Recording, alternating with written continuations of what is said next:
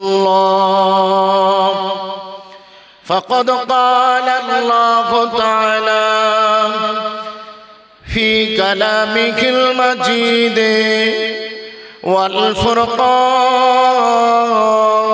الحميد الذين آمنوا وكانوا يتقون. وقال بني تعالى في موضع آخر أطيعوا الله وأطيعوا الرسول وأولي الأمر منكم. وقال أيضا في آيات أخرى يا أيها الذين آمنوا ادخلوا في السلم كافة ولا تتبعوا خطوات الشيطان إنه لكم عدو مبين.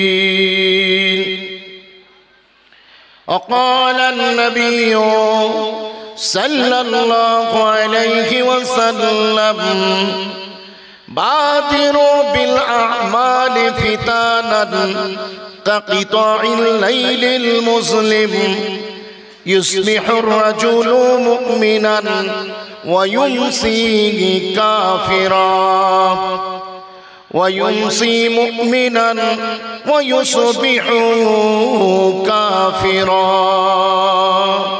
صدق الله المولانا العظيم وصدق رسوله النبي الأمين الرؤوف الرحيم ونحن على ذلك لمن الشاهدين والشاكرين والحمد لله رب العالمين. মঞ্চ উপবিষ্ট আপনাদের মসজিদের আপনাদের সকলের হৃদয়ের মানুষ ইমাম সাহেব হুজুর, সেই সাথে এই মহল্লার আমাদের মসজিদের কমিটি সেক্রেটারি প্রেসিডেন্ট মোতাওয়াল্লি সাহেব, মসজিদের নামাজি, কাবা শরীফের হাজি, আমার চেয়ে বয়সে বাবাজি, আল্লাহ যেন আপনাদের সকলের উপরে হয়ে যান রাজি, বলেন আল্লাহুম্মা আমিন।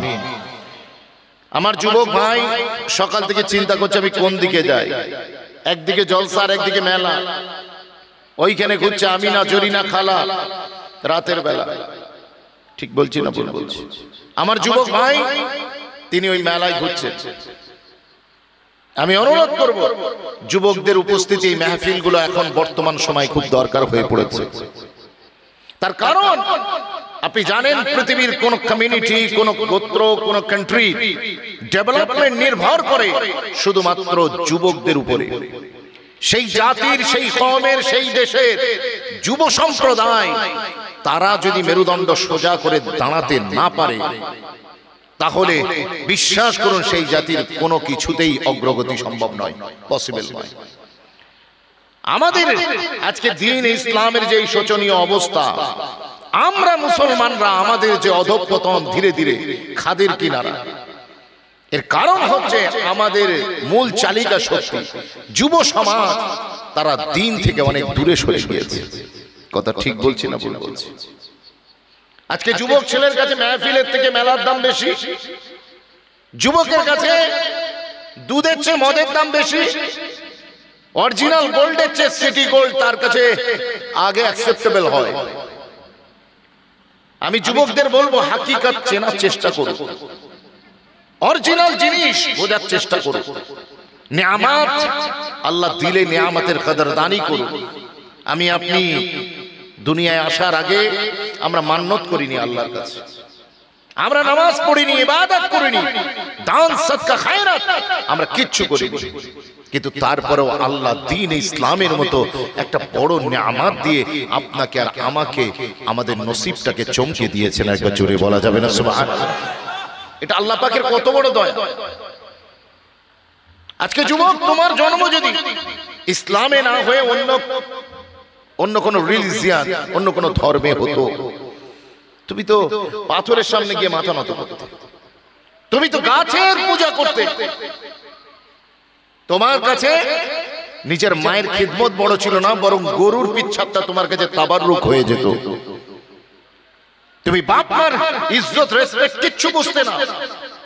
তুমি যখন জওয়ান থাকতে নিজের প্যারেন্টস তাদের কদরদানি করতে না, আর যখন তুমি নিজে বুড়ো হতে তখন তোমার ছেলেরা তোমাকে ওল্ড এজ হোমে, তোমাকে বৃদ্ধাশ্রমে রেখে আসতো। কিন্তু আমার আল্লাহ তোমাকে ইসলাম দিয়ে এই সমস্ত খারাপি থেকে বাঁচিয়ে নিয়েছেন। আর একটু জোরে বলা যাবে না সুবহানাল্লাহ? সুতরাং এই ইসলাম তোমাকে একটু আঁকড়ে ধরতে হবে, একটু আঁকড়ে ধরতে হবে। আমাদেরকে মনে রাখতে হবে, আমাকে ছাড়া ইসলাম আগেও জিতেছে, এখনো জিতছে, কিয়ামত পর্যন্ত জিতবে।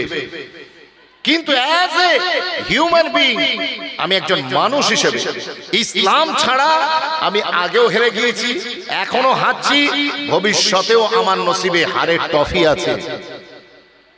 তোমাকে ছাড়া আল্লাহর দ্বীন জিন্দাবাদ থাকবে। কিন্তু মুসলমান ইয়াদ রাখনা, তুমি যদি আল্লাহ ছেড়ে দাও, তুমি যদি রাসূল ছেড়ে দাও, কোরআন ছেড়ে দাও, আউলিয়া ইকরামের নিসবত ছেড়ে দাও, ওয়াল্লাহি রাব্বিল কাবা, কাবার মালিক আল্লাহর কসম করে বলছি, তোমার শুধু 5 ফুটের বডিটা থাকবে, কিন্তু ওই বডির ভিতরে কোনো রূহ থাকবে না। তোমার শুধু একটা জিন্দা, তুমি একটা মানুষ দাঁড়িয়ে থাকবে, আদতে তুমি জিন্দা নয়, বরং তুমি একটা মানবের আকার একটা লাশ। তোমার ভিতরে ভালো মন্দের কোনো এহসাস থাকবে না, কোনো ফিলিংস থাকবে না। ও যুবক, সেই জন্য এই ইসলামের একটু কদরদারি করো। এসো, এই মাহফিলগুলো তোমাদের জন্য এখনো ওয়েট করছে, এই মাহফিল তোমাদের জন্য সাজানো হয়েছে। সম্মানিত উপস্থিতি, আমি শুরুতেই আপনাদের সকলকে ইন্ট্রোডাকশনে মোবারকবাদ দিয়েছি, কিন্তু বর্তমানে এমন একটা সময় আমি আর আপনি এই জলসার প্রোগ্রামটা দিলাম, আল্লাহু আকবার কাবীরা। আপনাকে কি বলবো, সারা পৃথিবীর সাথে বর্তমান ভারতবর্ষের পরিস্থিতি খুব একটা ভালো নয়, কথা ঠিক না? আমরা মুখে হাসি বটে, কিন্তু আমাদের ভিতরটা চলে যাচ্ছে। ঠিক বলছি না ভুল বলছি? আপনি দেখুন না আপনার চোখের সামনে একের পর এক দ্বীনি প্রতিষ্ঠানগুলো কিভাবে হাতছাড়া হচ্ছে। কথা বুঝতে পেরেছেন? একের পর এক হাতছাড়া হয়ে যাচ্ছে। আল্লাহু আকবার কাবীরা। আপনাকে কি বলবো, বর্তমান ভারতবর্ষে খুব নাজুক পরিস্থিতির মধ্য দিয়ে আমরা দাঁড়িয়ে আছি। এই সময়তে আমাদের করণীয় কি, আমরা কি করব, আমাদের বর্তমান রূপরেখা, রুট ম্যাপটা কি হবে, আমাদের এই জলসা থেকে আমরা শুনে আমরা বাড়ি নিয়ে যাব। আমরা আমাদের লাইফটাকে কিভাবে লিড করব, যে সামনে সমস্যাগুলো আছে সেই সমস্যাগুলোর সমাধান আমি আর আপনি কিভাবে পাবো, এই মাহফিল থেকে আমি আর আপনি শুনে আমরা বাড়ি যাব। এবং ইনশাআল্লাহ আগামী 1 বছরের আমাদের চলার পথের এই জলসা যেন একটা আদর্শ পথ নির্দেশনা আমার আল্লাহ যেন এই জলসার মাধ্যমে নসিব করে দেন। বলেন আল্লাহুম্মা আমিন। একটু জোরে বলেন আল্লাহুম্মা আমিন। আপনারা দেখেছেন ইতিপূর্বে আপনার আমাদের মসজিদগুলোকে তারা দখল করেছে। এখন ভারতবর্ষের সম্প্রীতির ঐতিহ্যবাহী পতাকাবাহী একটা মিনার দাঁড়িয়েছিল রাজস্থানের আজমিরে। তাম ভারতবর্ষের শুধু মুসলমানদের কাছে এই আজমিরের দরগা শরীফ, আজমির শরীফ শুধু শ্রদ্ধার স্থান নয়, বরং ভারতের 140 কোটি মানুষ, কি হিন্দু, কি শিখ, কি ইসাই, বিশ্বাস করুন, কি বৌদ্ধ, কি পাদ্রী, প্রত্যেকের জন্য আজমিরের খাজা মাইনুদ্দিন চিশতি হিন্দুল বলি আতায়ে রাসূল গরিবে নামাজের ওই মাজারটা প্রত্যেকটা ধর্মের মানুষের কাছে একটা ভালোবাসার মূর্ত প্রতীক ছিল। কিন্তু আজকে ভারতবর্ষের কিছু কুলাঙ্গার মানুষ তারা সেই পবিত্র স্থানটাকে কালিমালিপ্ত করবে বলে উঠে পড়ে লেগেছে। আপনারা দেখেছেন চোখের সামনে একের পর এক আমাদের দ্বীনি প্রতিষ্ঠানগুলো হাতছাড়া হতে, ঠিক সেই একই কায়দায়, ঠিক সেই একই ফর্মুলাতে খাজা মাইনুদ্দিন চিশতি আজমিরি সঞ্জারি রাহমাতুল্লাহি আলাইহি তানার মাজারের দিকে আঙুল তোলা হয়েছে। আমাদের কলিজার ভিতরে রক্তক্ষরণ হচ্ছে। আমি মুসলমানদেরকে বলতে চাই, আর কবে তুমি জাগবে, কবে তুমি জাগবে? সব তোমাদের যখন দুর্গাপুরের মসজিদটা হাতছাড়া হয়ে যাবে, তারপরে তোমরা ময়দানে নামবে, তারপরে তোমরা মুসলমানেরা ঐক্যবদ্ধ হবে। তুমি জানো না খাজা মঈনুদ্দিন চিশতি কোন লেভেলের মানুষ? খাজা মঈনুদ্দিন চিশতির মাজার সুদীর্ঘ 800 বছর ধরে হিন্দুস্তানে সাম্প্রদায়িক সম্প্রীতির উজ্জ্বল নিদর্শন হিসেবে মাথা তুলে দাঁড়িয়ে আছে। বলুন না সুবহানাল্লাহ। এখানে শুধু মুসলমানরা খাজা হুজুরকে তার দরবারে যায় জিয়ারতের উদ্দেশ্যে, তা নয়, বরং ভারতের 140 কোটি মানুষের প্রত্যেকটা ধর্মের প্রতিনিধি আপনি খুঁজে পাবেন সেখানে। আর আজকে তার ভিতরে দাবি করা হচ্ছে খাজা হুজুরের মাজারের ভিতরে নাকি সংকটমোচন মহাদেবের মন্দির আছে। বলুন না নাউজুবিল্লাহ। কথা বুঝতে পারছেন না? মুখে যা আসছে তাই বলে যাচ্ছে, মুখে যা আসছে তাই বলে যাচ্ছে। কথা বুঝতে পেরেছেন? হাতে ধরে বলে যায়। আপনি দেখেছেন যে হিন্দুত্ববাদীদের একটা সংগঠনের নেতা বিষ্ণুগুপ্ত, তিনি কোর্টে অ্যাপিল করেছেন খাজা হুজুরের মাজারের নিচে নাকি শিবলিঙ্গ আছে। কথা বুঝতে পেরেছেন? এই 800 বছরের ইতিহাসে কেউ কোনোদিন এই দাবি করতে পারেনি। আপনারা জানেন খাজা হুজুরের মাজার যখন এখানে, তখন ভারতবর্ষের সালতানাত চলছিল, সুলতানরা কোনো দাবি করেনি। তারপরে আসে মারাঠারা, তাদের আন্ডারে ছিল মাজার, তারা কোনোদিন দাবি করেনি। তারপরে আসে মোগলরা, তারা কোনোদিন দাবি করেনি। তারপরে আসে ইংরেজরা, তাদের সময়তেও কোনো দাবি উত্থাপিত হয়নি। এমনকি ইংরেজরা বিতাড়িত হওয়ার পরে স্বাধীনতার যখন 75 আমরা যখন 75 বছর পূর্তি উপলক্ষে আমরা দেশকে পৃথিবীর বুকে একটা গৌরবময় দেশ হিসেবে প্রতিষ্ঠা করতে চলেছি, ঠিক সেই সময়তে আমাদের দেশের ভিতরে গৃহযুদ্ধ লাগাবে বলে কিছু লোক তারা খাজা মঈনুদ্দিন চিশতি হুজুরের মাজারের ব্যাপারে প্রশ্ন তুলে দিয়েছে। কথা বুঝছেন? আপনি জানলেন অবাক হয়ে যাবেন, খাজা হুজুরের মাজারে একটা শিবলিঙ্গ আছে। এইটা একটা কোন বইয়ে কোন পাগল কি লিখেছে, 100 বছর আগের লেখা বই, সেইটা নাকি কোর্টের কাছে জমা দিয়েছে। আরে রাখো তোমার বই, তোমার যা মন যায় তুমি তাই লিখতে পারো, কিন্তু তুমি ইতিহাসকে মুছে দিতে পারবে না। ইতিহাসকে তুমি মুছে দিতে পারবে না। যে সময় খাজা হুজুরের মাজার প্রতিষ্ঠিত হচ্ছিল আলাউদ্দিন খিলজির সময়, সেই সময় দেশে কি নন মুসলিম হিন্দু ভাইরা ছিলেন না? তারা কোনোদিন আপত্তি করলেন না যে ওই জায়গায় আমাদের ধর্মস্থানের কোন ধ্বংসাবশেষ রয়েছে। এই সুদীর্ঘ 800 বছরের ইতিহাসে কত রাজা, কত মন্ত্রী, কত শান্ত্রী, কত সুলতান এলো আর গেল, কেউ কোনোদিন দাবি করলো না। এমনকি বর্তমানে খাজা আজমিরি গরিবে নওয়াজ ট্রাস্টি বোর্ডে মোতাবাল্লির মধ্যে 8 জন হিন্দু আছেন, 8 জন নন মুসলিম হিন্দু মোতাবাল্লি রয়েছেন দরগা শরীফের। তারা কোনোদিন দাবি করেনি, কিন্তু কোথা থেকে এক ভুঁই পড়ে এসে হাজির হয়েছে, তারা খালি কোর্টে গিয়ে কেস করে দিচ্ছে। আর ভারতবর্ষের কোর্ট এতদিন নিরপেক্ষতার ভূমিকা পালন করেছে, কিন্তু না, চন্দ্রচূড়ের রায়ের পরেতে ভারতবর্ষের কোর্ট কিন্তু প্রশ্ন চিহ্ন দেখা দিয়েছে। ভারতবর্ষের কোর্টের উপরেও তাম পৃথিবীর মানুষ প্রশ্ন তুলতে শুরু করেছে। কথা বুঝতে পেরেছে? বিশ্বাস করুন যে কোর্ট বাবরি মসজিদের কোনো ডকুমেন্টস না থাকার পরেও, রাম মন্দিরের কোন ডকুমেন্টস না থাকার পরেও বাবরি মসজিদকে সেখানে নাস্তানাবুদ করে দিয়ে রাম মন্দিরের অনুমতি দিতে পারে, সেই কোর্টের উপরে এদেশের সংখ্যালঘু মানুষ কি করে ভরসা করতে পারে?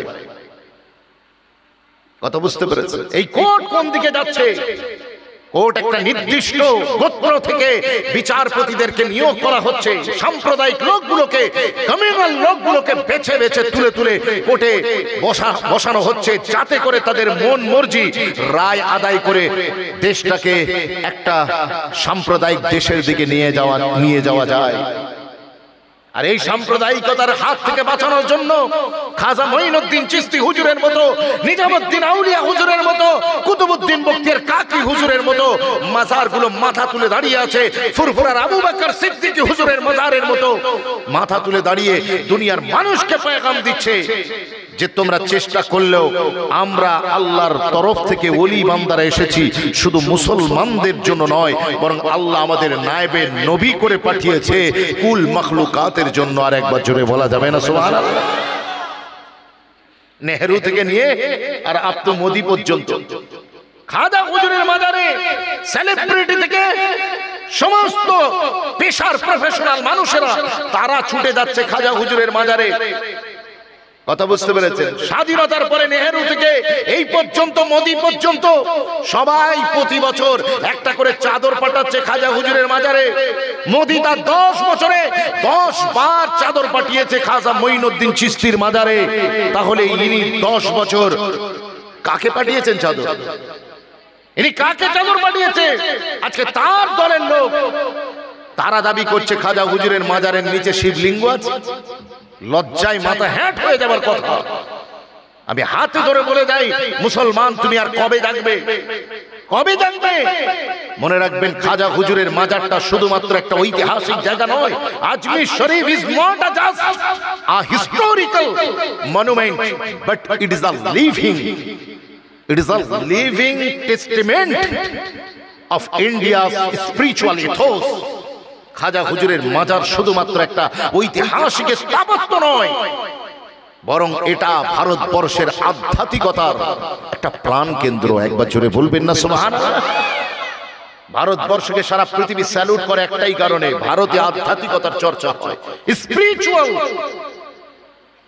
অ্যাক্টিভিটিস ভারতবর্ষে সবচেয়ে বেশি, আর এই কাজটা আল্লাহর ওলিদের মাধ্যমেই সবচেয়ে বেশি হয়। আর একবার জোরে বলুন না সুবহানাল্লাহ? এই আধ্যাত্মিকতার টানে কত মানুষ ভারতে আসে।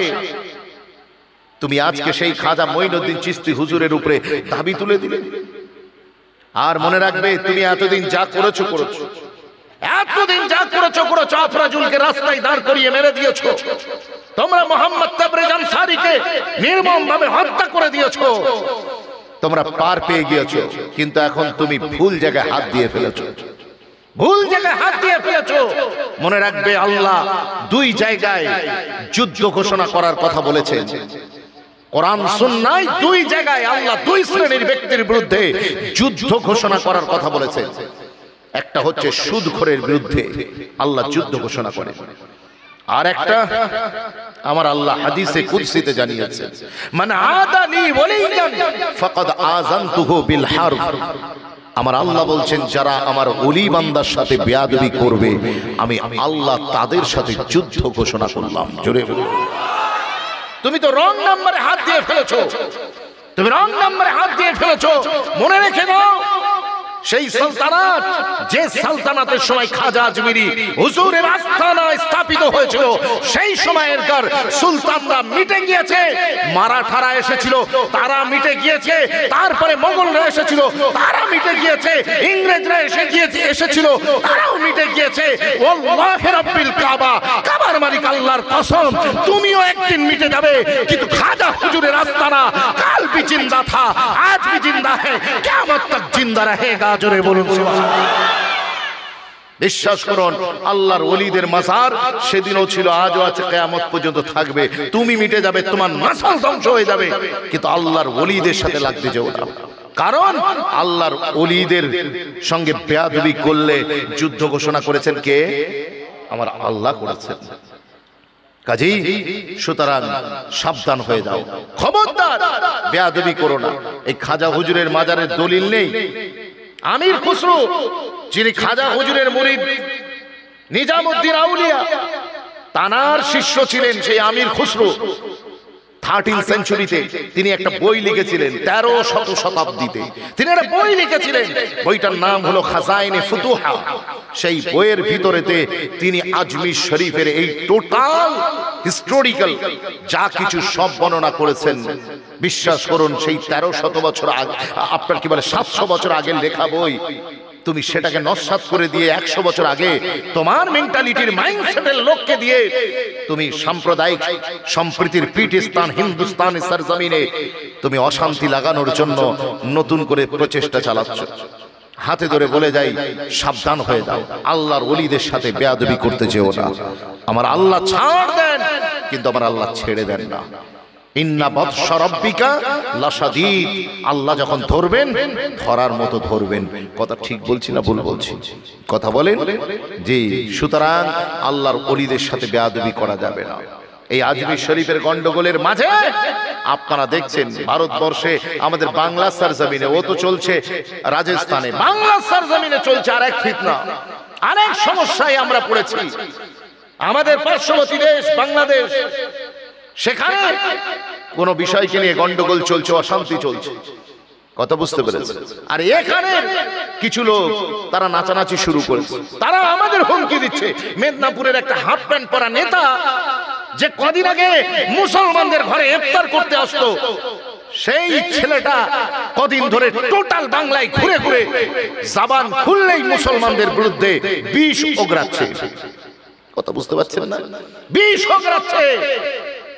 ও মনে করছে যে আমি মনে হয় বাংলার মুখ্যমন্ত্রী হয়ে যাব। কিন্তু মনে রাখবেন, বাংলার মানুষ এই ধরনের ন্যারো মাইন্ডেড লোককে কোনোদিন তারা ক্ষমতায় বসাবে না। বিশ্বাস করুন, এই লোকটা, এই তো আজকেই ভিডিওতে দেখছিলাম, আমাকে ছেলেরা পাঠিয়েছে, আমি দেখলাম তাতে বলছে যে 26-এর ইলেকশনে শুধু আসতে দাও, মুসলমানদেরকে উল্টো করে ঝুলিয়ে উত্তরপ্রদেশের মতো নাকি কচু কাটা করে মেরে দেবে। কথা বুঝতে পেরেছেন? কচু কাটা করে আমাদেরকে মেরে দেবে। আপনি বলুন তো, এই সম্প্রীতির বাংলায় এইভাবে, আমার তো আফসোস প্রশাসনের উপরে, কেন এই সমস্ত লোকের উপরে কেন আপনারা কেস বুক করছেন না? আমরা যখন গ্রামে ঘুরে ঘুরে মানুষকে সম্প্রীতির কথা বলছি, শান্তি, আমান আর ভালোবাসা, ভ্রাতৃত্বের দাস দিয়ে যাচ্ছি, সেই সময় এই ধরনের ন্যারো মাইন্ডেড সংকীর্ণ মনা মানুষ তারা বাংলার জমিনে দাঙ্গা লাগাতে চাইছে। দেশের গোয়েন্দা সংস্থা কোথায়? বাংলার পুলিশ প্রশাসন ঘুমাচ্ছে নাকি? আমরা কিছু করলেই, কোন মুসলমান কোন জবান থেকে কোনো কথা বললেই সঙ্গে সঙ্গে তাকে কি একেবারে জেলের ভিতরে। हम आ भी करे तो हो जाता है बदनाम, वो कत्ल भी करे तो चर्चा नहीं होता। বিশ্বাস করুন, বাংলাদেশে ঘটনা ঘটেছে। ইসকনের একটা নেতা চিন্ময় কৃষ্ণ দাসকে গ্রেফতার করেছে সেখানকার সরকার। তুমি এখানে লাপাচ্ছ কেন? আব্দুল্লাহ কে শাদি মে, বেগানে কে শাদি মে আব্দুল্লাহ দিওয়ানা, ওখানে গ্রেফতার করেছে, তুমি এখানে নাচছো কেন? ওখানে সংখ্যালঘুরা অত্যাচারিত হলে তোমার কলিজায় কাঁদে, তোমার কষ্ট হয়, আর এই দেশের সংখ্যালঘুরা পড়ে পড়ে মার খাচ্ছে, তখন তোমার জবান চুপ কেন? কথা বলে না। তা তোমার নিজের দেশের চিন্তা নেই? যে দেশের চিন্তা সেই দেশে চলে যাও। যে দেশ তোমাকে রাত দিন পেরেশান করে রেখেছে সেই বাংলাদেশে চলে যাও। আজ 2রা ডিসেম্বর তিনি বাংলাদেশের বর্ডারে তিনি নাকি আন্দোলন করবেন বলে হুমকি ধমকি দিয়েছে। তো বর্ডারে কেন, ও পারে ঢুকে যান। আরে বাবা, আমরা বাংলার মানুষ নিশ্চিন্তে বসবাস করি, আমাদের সাথে কারো কোনো রাজনৈতিক বিরোধ নেই, মতপার্থক্য নেই, কিন্তু এই শান্তির পীঠস্থান বাংলার সরজমিনে যদি কেউ অশান্তি করে, সেটাকে আমাদের তাদের ঘৃণ্য ষড়যন্ত্র প্রকাশ করে দেওয়া, এটা একজন শুভবুদ্ধি সম্পন্ন মানুষের কাজ বলে মনে করি। সেই জন্যই আপনাদেরকে কথা বলছি। মনে রেখে দেন, তিনি বাংলাদেশের অশান্তির ঘটনা এইখানে টেনে এনে তিনি আমাদেরকে যাচ্ছে তাই ভাবে আক্রমণ করে যাচ্ছেন। আরে মিয়া, যেদিন আমরা ফিলিস্তিনের মুসলমানের জন্য আমরা কলকাতার রাজপথে দাঁড়িয়ে আমাদের মজলুম মুসলমানগুলোর জন্য আন্দোলন করেছিলাম, তখন তুমি আমাদেরকে পরামর্শ দিয়েছিলে যে ওদের জন্য এত দরদ যখন, তখন তোমরা ফিলিস্তিনে চলে যাও না। তো আজ বাংলাদেশি হিন্দুদের জন্য তোমার যদি এত মন কাঁদে, তাহলে ওপারে গিয়ে তুমি একটু ওদের পাশে দাঁড়াও না। এপার থেকে লাপাচ্ছ কেন? কথা বুঝতে পারছেন? Tit for tat. কথা বুঝতে পেরেছেন? আমি হাতে ধরে বলে যাই, এই সমস্ত নেতার কথায় কান দেবেন না। আর এদেশের হিন্দু ভাইরা তারা জেগে উঠুন। আপনারা যদি এই সময় জেগে না ওঠেন, তাহলে দেশে বিরাট বড় অশান্তির বাতাবরণ তৈরি হয়ে যাবে। সেই জন্য আপনাদের ভিতরে যারা শুভবুদ্ধি সম্পন্ন আছেন, যারা সত্যিকারের সেকুলার মাইন্ডেড আছেন, আমি সেই সমস্ত আপামর নন মুসলিম ভাইদের কাছে রিকোয়েস্ট করছি, এই দেশের শান্তি লগনে আপনারা একটু উঠে দাঁড়ান, আপনারা একটু আওয়াজ তুলুন যে এই ঘৃণ্য ষড়যন্ত্র আমরা মানছি না, মানব না। আমরা মানছি না, মানবো না। একটার পর একটা মসজিদের উপর আক্রমণ হবে, একটার পর একটা মাজার দরগার উপর আক্রমণ হবে, একটার পর একটা হিন্দু মুসলমানের ইস্যু খাড়া করে দেশের ভিতরে দেশের উন্নয়নকে স্তব্ধ করে দেয়া হবে। আর রাজনৈতিক লোকেরা বছরের পর বছর ধরে ক্ষমতায় থেকে লুটে পুটে খাবে, আমও খাবে, ছালও খাবে। আর আমরা দেশের মানুষ আমাদের জন্য বাবাজি কি ঠুল্লু নসিব হবে, এ মেনে নেওয়া যাবে না। আপনারা হিন্দু ভাইদের আমাদের দায়িত্ব, আমাদের রেসপেক্টেড হিন্দু ব্রাদার্সদের দায়িত্ব হচ্ছে তারা এর বিরুদ্ধে প্রতিবাদ করুক। বিশ্বাস করুন, এই সমস্ত এই লোকেদেরকে কে নেতা বানিয়েছে যারা মুসলমানদেরকে এইভাবে উল্টো করে মেরে দেবার নিদান দেয়? এদের বিরুদ্ধে কেন সরকার অ্যাকশন নিচ্ছে না? নাকি ভিতরে ভিতরে সব মিলাওয়াট আছে? একজন সাপ হয়ে কামড়াচ্ছে আর একজন ওঝা হয়ে ধাড়াচ্ছে নাকি? আমরা মুসলমানেরা আমরা তো কনফিউজ হয়ে যাচ্ছি, আসলে কে যে সত্যিকারের দেশের হিতের পক্ষে কাজ করে আর কে দেশের বিপক্ষে কাজ করছে আমরা তো বুঝতে পারছি না। আপনি আপনার স্ট্যান্ড ক্লিয়ার করুন। আপনি এদিকে বলবেন দেশে শান্তি রাখবেন, অথচ অশান্তি বাঁধানেওয়ালা মানুষদেরকে আপনি গ্রেফতার করবেন না, তাদের বিরুদ্ধে কোনো আইনি অ্যাকশন নেবেন না। এটা কি করে হতে পারে? এই ডাবল স্ট্যান্ডার্ড ছেড়ে আপনি এক রঙের এক কালারের হয়ে যান। আল্লাহ আমাদেরকে বোঝার তৌফিক দিন। বলেন আল্লাহুম্মা আমিন। একটু জোরে বলা যাবেন আল্লাহুম্মা আমিন। আপনাদের কষ্ট হচ্ছে, চোখ কান খোলা রাখুন। মুমিন সে অত্যন্ত ইন্টেলেকচুয়াল হবে, মুমিন অত বোকা হবে না। আর এই আখিরি জামানায় আপনার ঈমানের দাবি যে আপনাকে একটু চোখ কান খোলা রেখে কাজ করতে হবে। আপনি যদি তা না রাখেন আপনার মূল্যবান ঈমানকে আপনি বাঁচাতে পারবেন না, না নিজের প্রতিষ্ঠান বাঁচাতে পারবেন, না নিজের জাত বাঁচাতে পারবেন। আপনার এক্সিস্টেন্সই পুরো খতম হয়ে যাবে, আমি শেষ হয়ে যাব। সেই জন্য আমি আপনাদেরকে অনুরোধ করব যে এই রকম একটা সিচুয়েশনে আমাদের কি করণীয়, আমরা কি করব। চতুর্দিক থেকে যেভাবে আমরা দেখতে পাচ্ছি, এই তো আমাদেরকে এতদিন মুসলমান যা করবে তাই দোষ, মুসলমান যেদিকে যাবে সেই দিকেই দোষ, মুসলমান যেদিকে যাবে সেই দিকেই দোষ।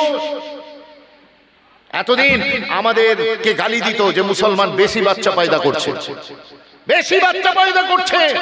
কিন্তু মনে রাখবেন দুদিন আগে আরএসএস এর প্রধান মোহন ভাগবত তিনি বলেছেন যে দেশে পপুলেশন রেট নিচের দিকে যাচ্ছে, টিএফআর রেট নিচের দিকে যাচ্ছে, সেই জন্য দেশের মানুষের উচিত 2 এর অধিক সন্তান নেওয়া। কত বুঝতে পারছেন?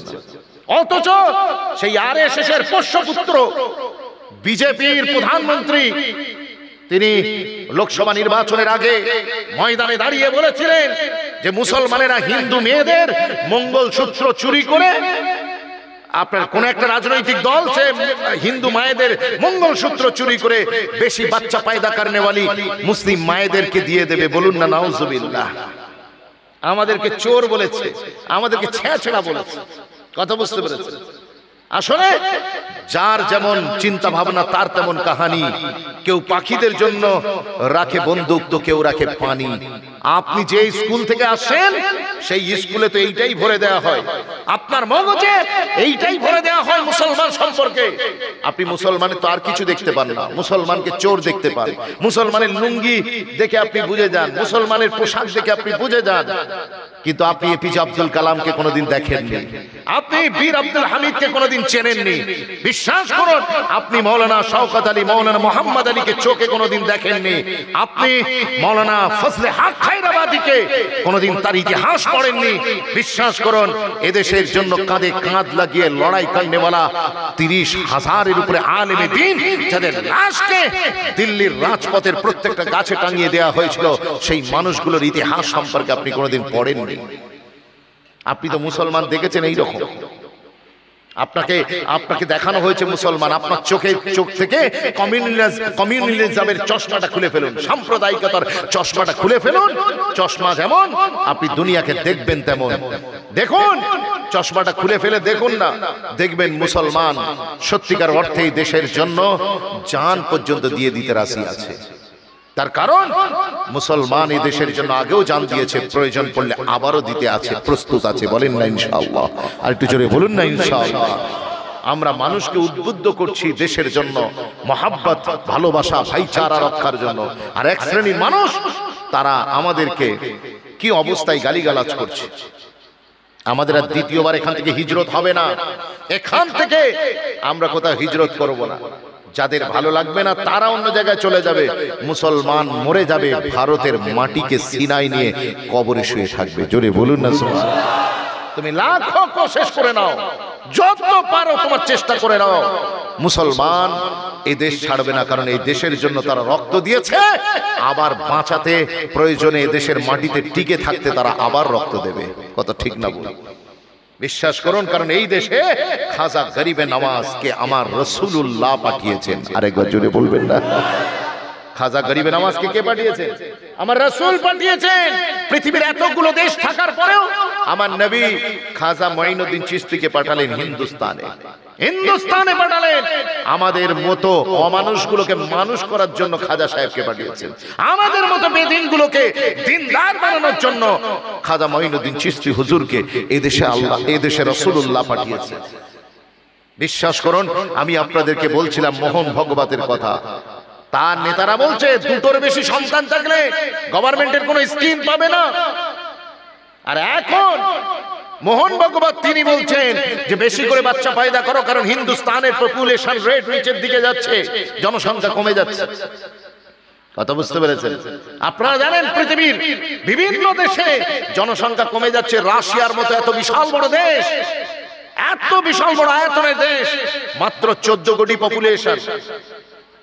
কথা বুঝতে পেরেছেন? ইতালি এত বড় দেশ, কিন্তু মনে রাখবেন সেখানে জনসংখ্যা কমছে। ওখানে গত 3 মাসে একটাও কোনো নবজাতকের জন্ম হয়নি। সারা পৃথিবীব্যাপী জনসংখ্যা কমছে। অন্যান্য কমিউনিটির ভিতরে, অন্যান্য কমিউনিটির ভিতরে ইহুদিরা এত অত্যাচার আমাদের উপরে করেছে, এত অত্যাচার নির্যাতন করেছে, কিন্তু মনে রাখবেন নিজেদের দলের লোক তো বাড়াতে পারেননি, আবার নিজেদের জনসংখ্যা নিজেদের মাধ্যমেও বাড়েনি। টোটাল পৃথিবীতে ইহুদির সংখ্যা মাত্র 1 কোটি। রাশিয়াতে একই অবস্থা, ইটালিতে একই অবস্থা, জাপানে সংখ্যা বাড়ছে না। কথা বুঝতে পেরেছেন? সব জায়গায় পপুলেশন নিচের দিকে যাচ্ছে, এমনকি আমাদের হিন্দুস্তানেও জনসংখ্যা নিচের দিকে যাচ্ছে। আপনি খোঁজ করলে দেখতে পাবেন পৃথিবীর মুসলমান বাদ দিয়ে বাকি অন্যান্য কমিউনিটির প্রজনন ক্ষমতা কমে গিয়েছে। এখন কারুর যদি বাড়িতে মুরগি আন্ডা না দেয়, তার জন্য কি মুসলমান দায়ী? কারুর গোয়ালে গরু যদি দুধ না দেয়, তার জন্য কি মুসলমান দায়ী হবে? আপনি যদি অক্ষম হয়ে যান, তা আমরা মুসলমানেরা কি করতে পারি? ইহুদিরা সারা পৃথিবীতে মুসলমানকে নির্মমভাবে হত্যা করেছে, এখনো হত্যা লীলা চালাচ্ছে। ফিলিস্তিনের সরজমিনে আমাদের মায়েদের উপরে, আমাদের বোনেদের উপরে, আমাদের ভাইগুলোকে, আমাদের কচি কাঁচা মাসুম বাচ্চাগুলোকে নির্মমভাবে হত্যা করেছে। তারা আমাদের উপরে বোম মেরেছে, আমার আল্লাহ তাদের জায়গা মতো বোম মেরে দিয়েছে। কথা বুঝতে পেরেছেন? বিশ্বাস করুন, আমি আপনাদেরকে যে বিষয়টা বোঝাতে চাইছি, আজ চন্দ্রবাবু নাইডু ভারতের, তিনি বলছেন বাচ্চা পয়দা করো। স্ট্যালিন তিনিও বলছে বাচ্চা পয়দা করো। আর আমার নবী তো 1500 বছর আগে ঘোষণা করে গিয়েছে, তুজাব্বিসুল বাদুদাল বালুদা ফাইন্নী মুকাসিরুম বিকুমুল উমামা। তরুণেরা, আল্লাহ নবী রাহমাতুল লিল আলামিন বলে গিয়েছেন, ও দুনিয়ার মানুষ, আমি রাসূলুল্লাহ মুসলমানদেরকে লক্ষ্য করে বলছি, তোমরা যখন বিবাহ করবে তখন অধিক সন্তানের জন্মদানকারিণী নারীকেই বেশি বিবাহ করার চেষ্টা করবে। জোরে বলুন। অধিক সন্তান জন্ম দিতে পারে এই রকম নারী তোমরা একজন ওয়াইফ হিসেবে তাকে তোমরা প্রেফার করবে। তার কারণ কি?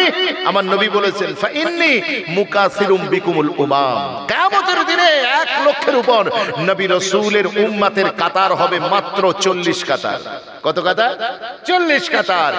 আর আমি রাসূলুল্লাহ, আমার উম্মতের কাতার হবে, শুধু আমার একার হবে 80 কাতার। আমি কিয়ামতের দিন অন্য নবীদের উপরে গর্ব করব যে আমি একা সবার শেষে এসেছি, তোমরা আমার আগে এসেছো। তোমাদের সবার মিলে 40 কাতার, 1 লক্ষের উপর নবী রাসূলের উম্মতের সংখ্যার কাতার 40টা, আর আমি মুহাম্মদ আরবি আমার কাতার 80টা। আরেকবার জোরে বলবেন না সুবহানাল্লাহ। বিশ্বাস করুন, মুসলমানদেরকে আল্লাহ যে ক্ষমতা দিয়েছেন, আমার আল্লাহ মুসলমানদেরকে যে ক্ষমতা দিয়েছেন, আল্লাহ শুকরিয়া আদায় করুন। মনে রাখবেন, ভারত আজকে মানব সম্পদ থেকে কমে যাচ্ছে, মানব সম্পদ থেকে কমে যাচ্ছে। এই চতুর্দিকের ফিতনাকে সামনে রেখে আমি আপনাদের খিদমতে 2-4 কথা আলোচনা করতে চাই। আল্লাহ যেন আমাদের সকলকে কবুল করেন, বলেন আল্লাহুম্মা আমিন। একটু জোরে বলা যাবেন আল্লাহুম্মা আমিন। মুহাব্বতে একটু দরুদ শরীফ। আল্লাহুম্মা সাল্লি আলা وعلى آل سيدنا। फलक पर चाँद जैसा है नबी का नाम ऐसा है, फलक पर चाँद जैसा है नबी का नाम ऐसा है, दिलों से गम मिटाता है मोहम्मद नाम ऐसा है।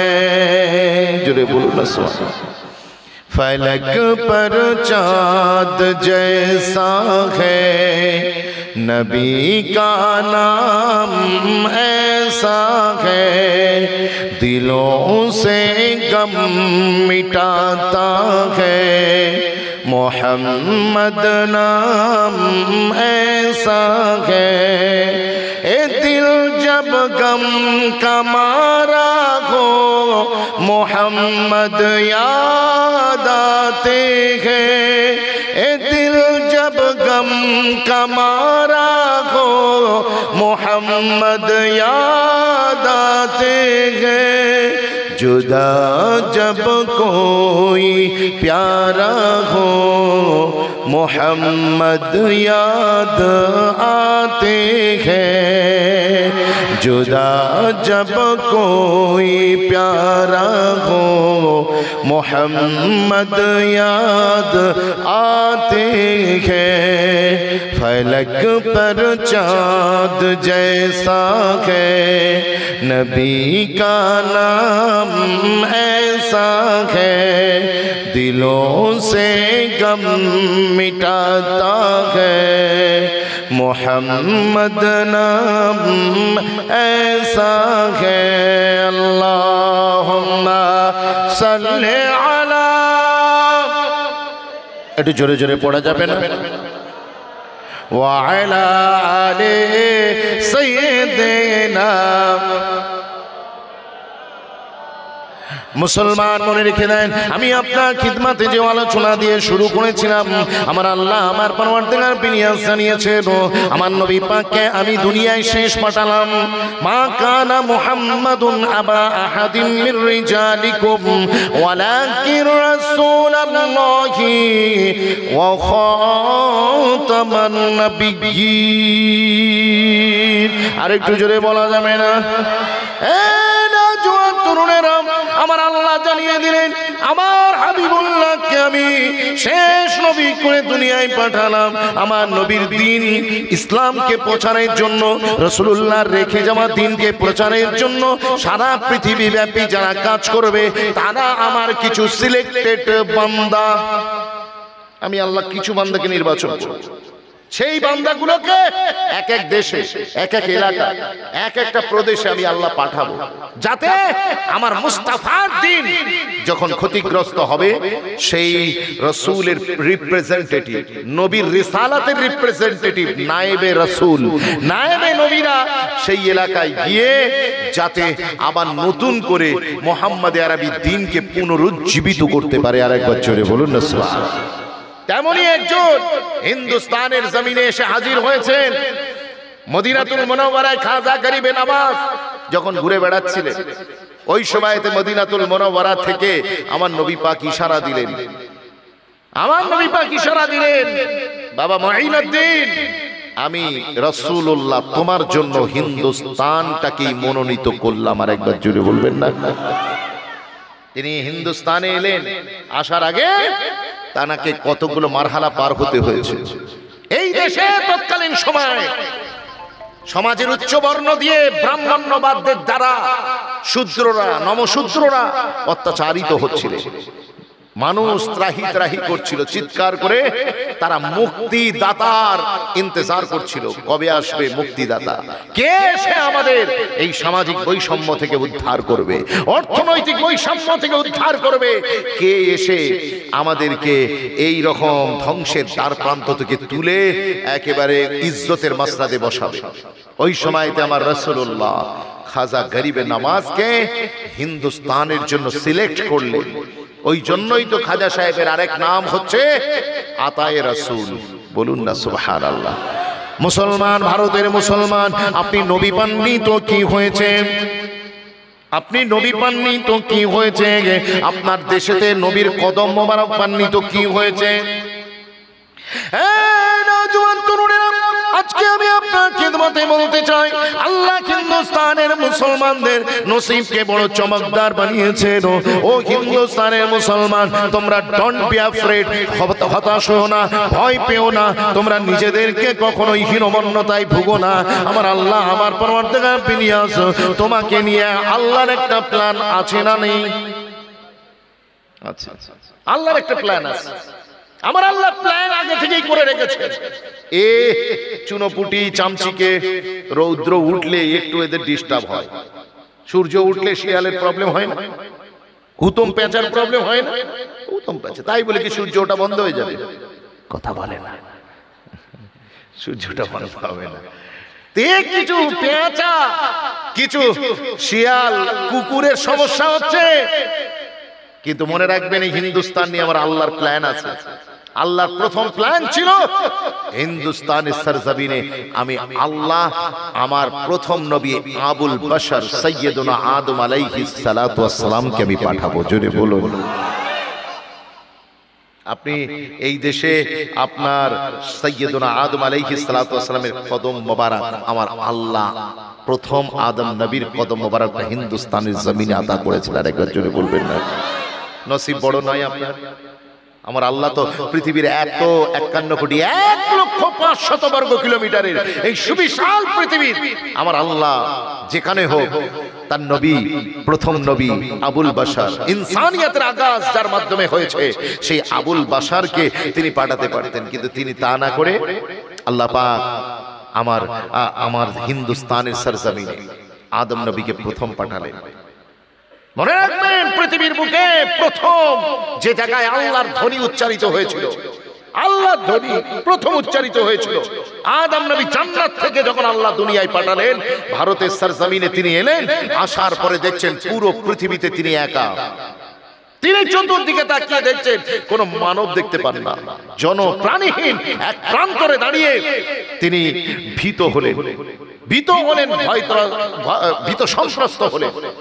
ওই সময়তে আমার আল্লাহ সাইয়্যিদুনা আদম আলাইহিস সালাতু ওয়াস সালামের ভয়কে দূর করার জন্য আমার আল্লাহ জিবরিল ফারিস্তাকে পাঠালেন। জোরে বলুন। মুসলমান মনে রেখে দেন, সিদরানাসিন জিবরিল, ফারিস্তাদের ইমাম জিবরিল, তিনি দুনিয়ায় এলেন। আসার পরে হিন্দুস্তানের সরজমিনে যেখানে আদম নবী এসেছেন, ওই জায়গাতে হযরতে জিবরিল ফারিস্তা দাঁড়িয়ে গেলেন। যখন আদম নবী জান্নাতে ছিলেন, জান্নাতের যেদিকে তাকান শুধু আল্লাহ পাকের নাম দেখতে পান, আল্লাহ পাকের জিকির দেখতে পান।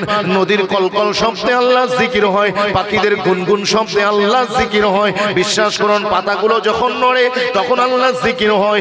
জান্নাতের হুর গিলমানরা অবিরত আল্লাহ জিকির করতে থাকেন। কিন্তু যখন দুনিয়ায় এলেন, দেখলেন একেবারে সাউন্ডলেস, পুরোটাই সাইলেন্ট, নিস্তব্ধ, একেবারে কোনো আওয়াজ নেই, কিচ্ছু নেই, কোনো মানুষ নেই, জন নেই। ওই সময়তে আদম আলাইহিস সালাতু ওয়াস সালামের হৃদয়ের ভিতরে একটু হাইবাত, একটু খৌফ, একটু ভয় চলে এলো। আদম নবীর এই ভয়কে দূর করার জন্য আমার আল্লাহ জিবরিলকে পাঠালেন। ও ভাইজানেরা, আজকে জিবরিল ফেরেশতা দুনিয়ায় এলেন, আসার পরেতে সর্বপ্রথম হিন্দুস্তানের সরজমিনে দাঁড়িয়ে আদম নবীর ভয়কে দূর করার জন্য তিনি সর্বপ্রথম ভারতের জমিনে আযান দিয়েছিলেন। আর একটু জোরে বলা যাবে না সুবহানাল্লাহ? কোথায় আযান দিয়েছিলেন? ভারতের জমিনে। তাহলে নবী প্রথম পেলেন আর আযানও আপনারা প্রথম পেলেন।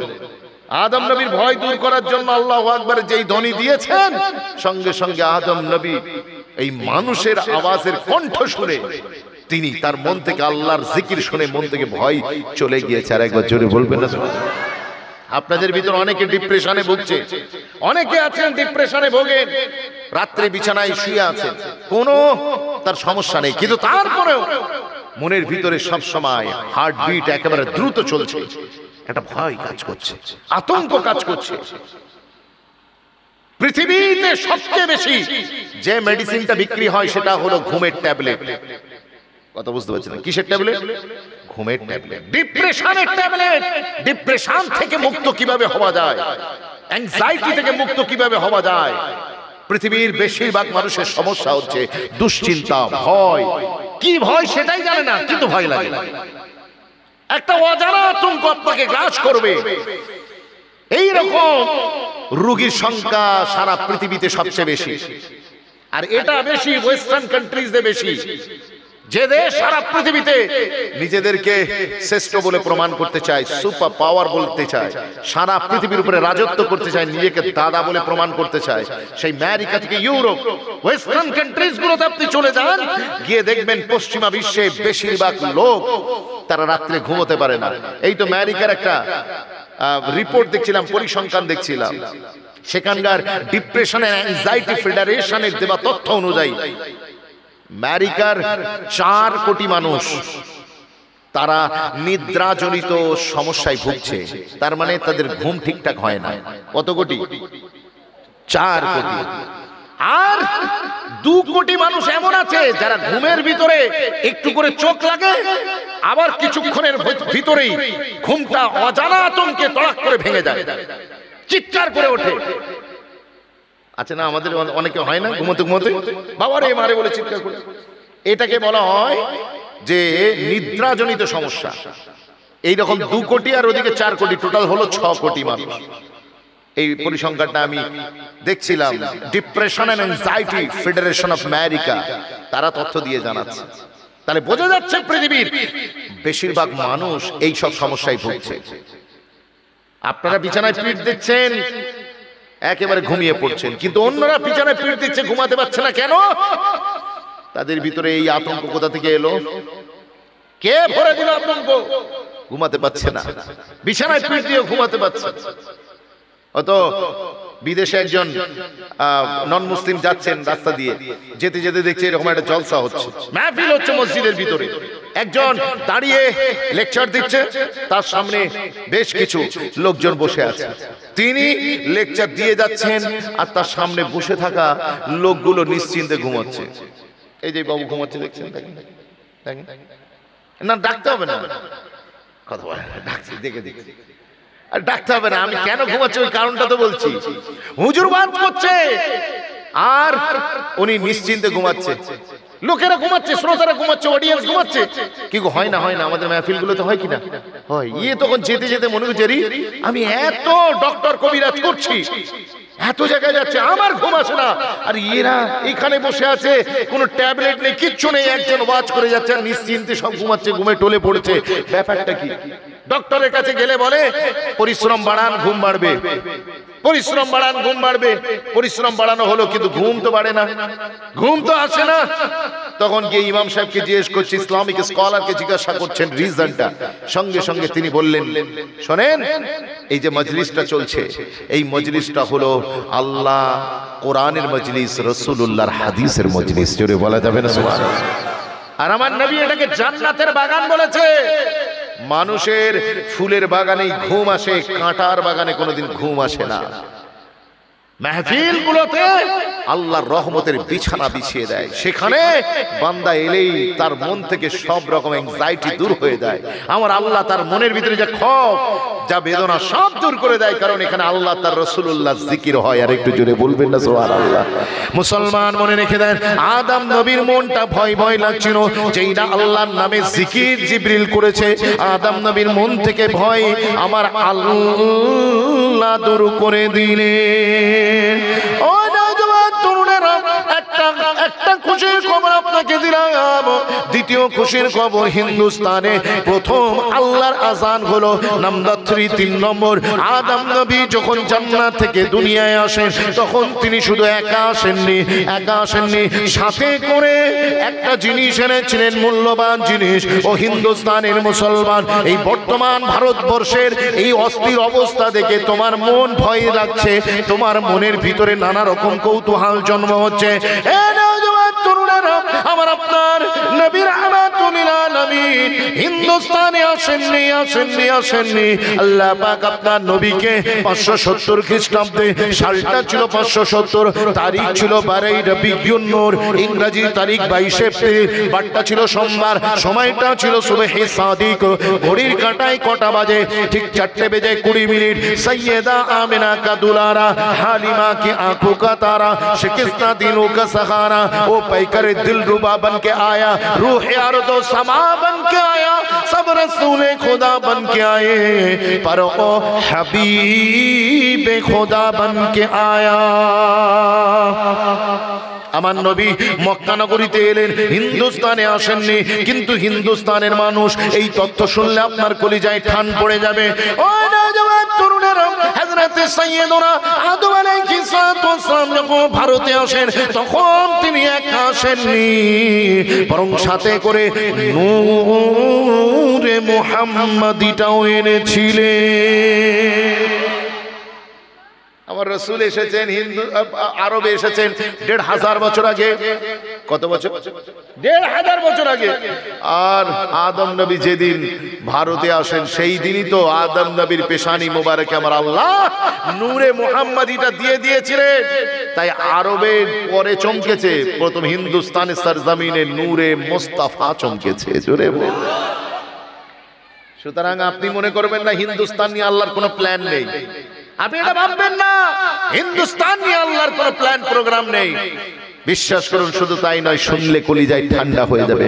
আপনি পৃথিবীর যেখানেই যাবেন, আল্লাহ কোন দেশকে সব দেননি, কাউকে ঠান্ডা দিয়েছেন তো গরম দেননি, কাউকে গরম দিয়েছেন তো ঠান্ডা দেননি, কাউকে আল্লাহ পাহাড় দিয়েছেন তো সেখানে সমতল ভূমি দেননি, কিন্তু কাউকে সমতল দিয়েছেন তো পাহাড় দেননি। বিশ্বাস করুন, কোথাও হরিয়ালি সবজো সাদা, আবার কোথাও নদী নালা। কিন্তু হিন্দুস্তানকে আমার আল্লাহ এত সুন্দর করে সাজিয়েছে, ভৌগোলিক দিক থেকে, জিওগ্রাফিক্যাল সাইড থেকে আল্লাহ হিন্দুস্তানকে এমন সাজিয়েছে, আপনি যেদিকেই তাকাবেন পৃথিবীটা পুরো আল্লাহ পৃথিবীর প্রত্যেকটা দেশের এক একটা বৈশিষ্ট্যকে তুলে এনে হিন্দুস্তানের সরজমিনে আমার আল্লাহ আতা করে দিয়েছেন। আর একবার জোরে বলুন। আপনি যদি ইউরোপের জঙ্গল দেখতে চান, যান। আপনি কোথায় যাবেন? আসামের জঙ্গলে চলে যান। কথা বুঝতে পেরেছেন? আফ্রিকার জঙ্গল দেখতে গেলে আসামের জঙ্গলে চলে যান। আপনি যদি বরফ দেখতে চান, তাহলে আপনি সিমলায় চলে যান। আপনি আরবের মরুভূমি দেখতে চান, ভারতের রাজস্থানে চলে যান। কথা বলে না। আরব সাগর দেখতে চান, আপনি ভারতের এখানে চলে আসেন, কোনো অসুবিধা নেই, চতুর্দিকে নদী। আপনি পাহাড় দেখতে চান, দেখুন না এভারেস্ট দেখুন, কি নেই ভারতে, সব আমার আল্লাহ দিয়ে দিয়েছে ভৌগোলিক দিক থেকে। তবে আরো একটা দিক থেকে ভারতকে আমার আল্লাহ সেরা বানিয়েছেন, পৃথিবীর যা কোনো দেশকে আমার আল্লাহ দেয়নি।